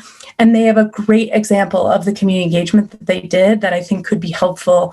And I just hope that the school board will also consider what are the resources that the school might need to be able to undertake this sort of community engagement, because I do think it is a significant piece of work and for the school district to take on. So I hope that you'll consider some putting some resources to it, because to make this change that we all know is like the one we want to do, we keep saying that we haven't had enough community engagement. Well, at some point we got to do the community engagement and make the change, or it will never happen. And so I am really psyched to see a resolution, but I also think putting some resources to it would be really helpful. So thank you so much for bringing this forward and for all the work you've done. I really, really appreciate it. Thank you so much, Liz. Really appreciate your participation tonight. And if you send me that study, I will definitely get it around to the board. Okay. Are there any other members of the public who would like to address the board? If so, please use the raise your hand feature. Okay, I'm not seeing any more public comments, so we are going to move back to board discussion. I heard from Ms. Thompson. Oh, Ms. Thompson's here. Hello, Ms. Thompson. Hi, sorry about that. I just got back.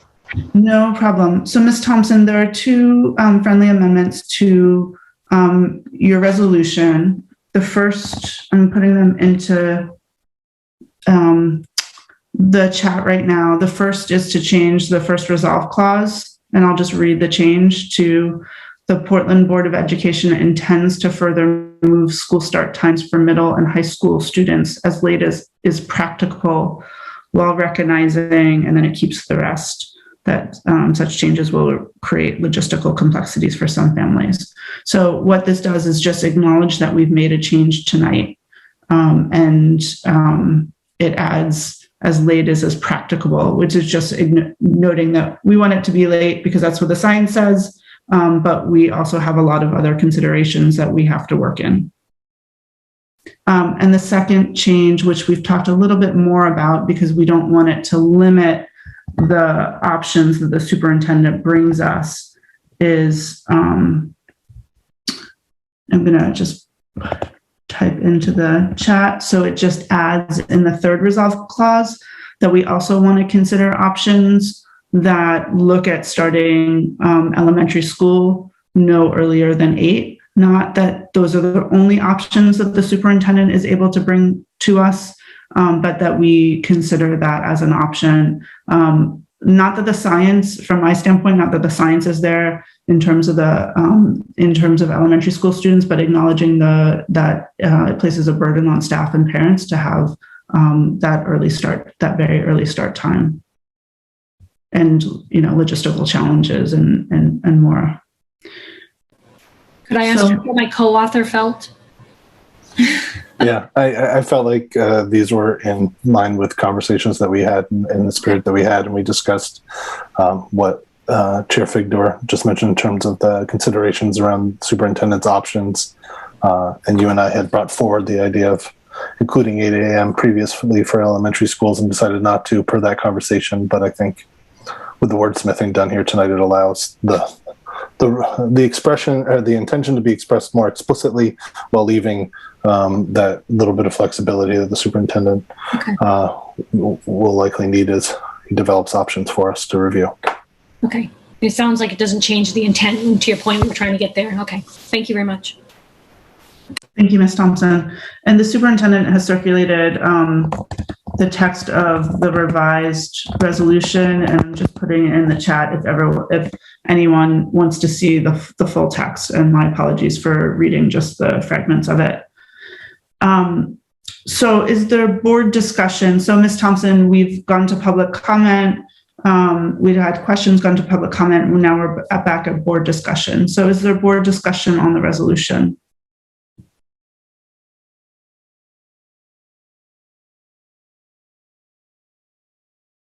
Mr. Burke.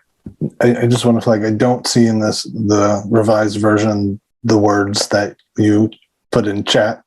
Member Figdor, I don't see them reflected in the Google Doc. Like those clauses are, and please correct me if I'm wrong if somebody else is seeing those clauses added in the revised version. No, he's not. Just get here.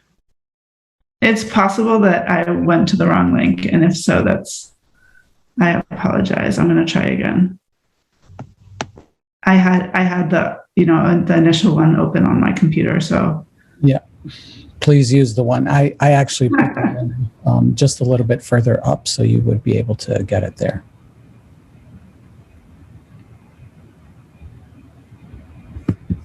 I still don't see the changes here.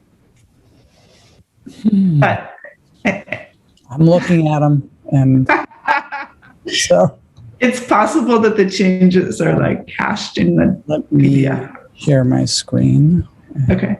Let's see it there. Can you see that? Yes. I think maybe, Mr. Superintendent, when you're sharing the PDF version, that maybe it's not including the edits. So I didn't share the PDF version. I shared what I just up on the screen right now, I think. So For those of us that can't see well, can you just like blow that up just a hair? Thank you.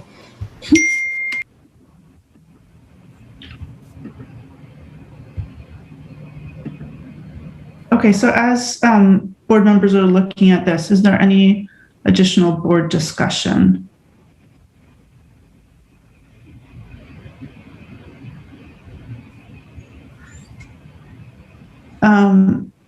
Seeing none, I want to thank Board Member Burke and Board Member Thompson for working on this resolution. As the board knows, I was skeptical about this resolution early on because I thought it would preclude us from acting this year and taking the first step and making some progress as we engaged the community and engaged in a process to see if we could make more change.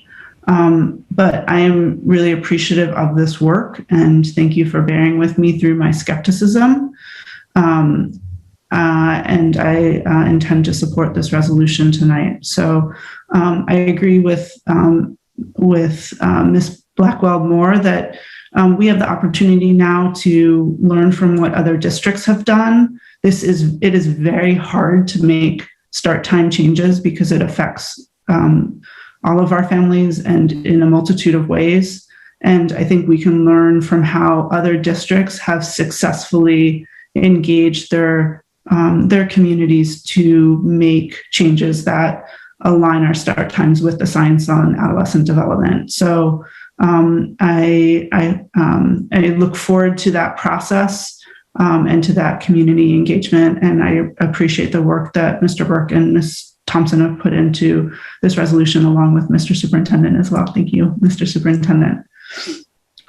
So is there... I'm going to stop sharing now. Is that okay? Yes. Okay, I don't see any hands, so we're going to move to a vote. So by roll call vote, please indicate whether you support the amendment, the resolution with the friendly amendment affirming the Portland Board of Education's commitment to making secondary school start times consistent with the scientific adolescent sleep knowledge base for the school year 2022-2023. Mr. Superintendent, will you please call the roll? Yes, Madam Chair. Ms. Bondo? Yes. Mr. Burke? Yes. Mr. Irish? Yes. Mr. Rodriguez? Yes. Ms. Russell Better? Yes. Ms. Thompson? Yes. Ms. Trevorrow? Yes. Mr. Youssef? Yes. Ms. Boxer McCumber? Yes. Ms. Yangala? Yes. And Chair Figdor? Yes. The resolution passes unanimously with the students voting in with the majority. And now we are on to new business. So we have a first read to authorize the superintendent to sign the memorandum of understanding from July 1st, 2021 through June 30th, 2023 between Portland Public Schools and the Foundation for Portland Public Schools. And it says here that, Mr. Superintendent, you wanted to speak to this item. We don't typically do that on first reads. Did you have an intention? No. Okay. Okay, so next we're on to personnel items. Consideration and action to approve the personnel items listed, re-election of probationary teachers. Is there a motion? Ms. Trevorrow, seconded by Mr. Rodriguez. Ms. Stoddard, are you here with us? Yes. Would you like to speak to the motion? Sure. So we're requesting the approval of this renewal for next year. Due to an oversight, this employee was inadvertently left off of the May 4th board agenda. That said, we have been in touch with the employee, and the employee has received a letter from the district indicating the superintendent's intent to renew her contract for next year. That letter was sent prior to the May 15th deadline. So we're ready to go. We're just looking for your consideration of this request for the approval tonight. Thank you so much, Ms. Stoddard. Are there questions on the motion? There's no public comment on personnel items, so is there any board discussion on the motion? Okay, seeing no board discussion, please indicate whether you are in favor of the personnel item to approve re-election of this probationary teacher. Mr. Superintendent, will you please call the roll? Yes, Madam Chair. Ms. Bondo? Yes. Mr. Burke? Yes. Mr. Irish? Yes. Mr. Rodriguez? Yes. Russell Better? Yes. Ms. Thompson? Yes. Ms. Trevorrow? Yes. Mr. Youssef? Yes. Ms. Yangala? Yes. Yes. And Chair Figdor? Yes, the motion passes unanimously with the students voting with the majority. And now we are ready to adjourn, but I want to note for the board that we have an executive session after the board meeting, and that there is a separate link for you to use. And if you have any questions or trouble, just text me and I can help you with that. So thank you everyone for your hard work tonight. Really appreciate it. And is there a motion to adjourn the business meeting? Ms. Bondo, seconded by Ms. Trevorrow. All those in favor, please indicate. It is unanimous and we are adjourned at 9:43 p.m.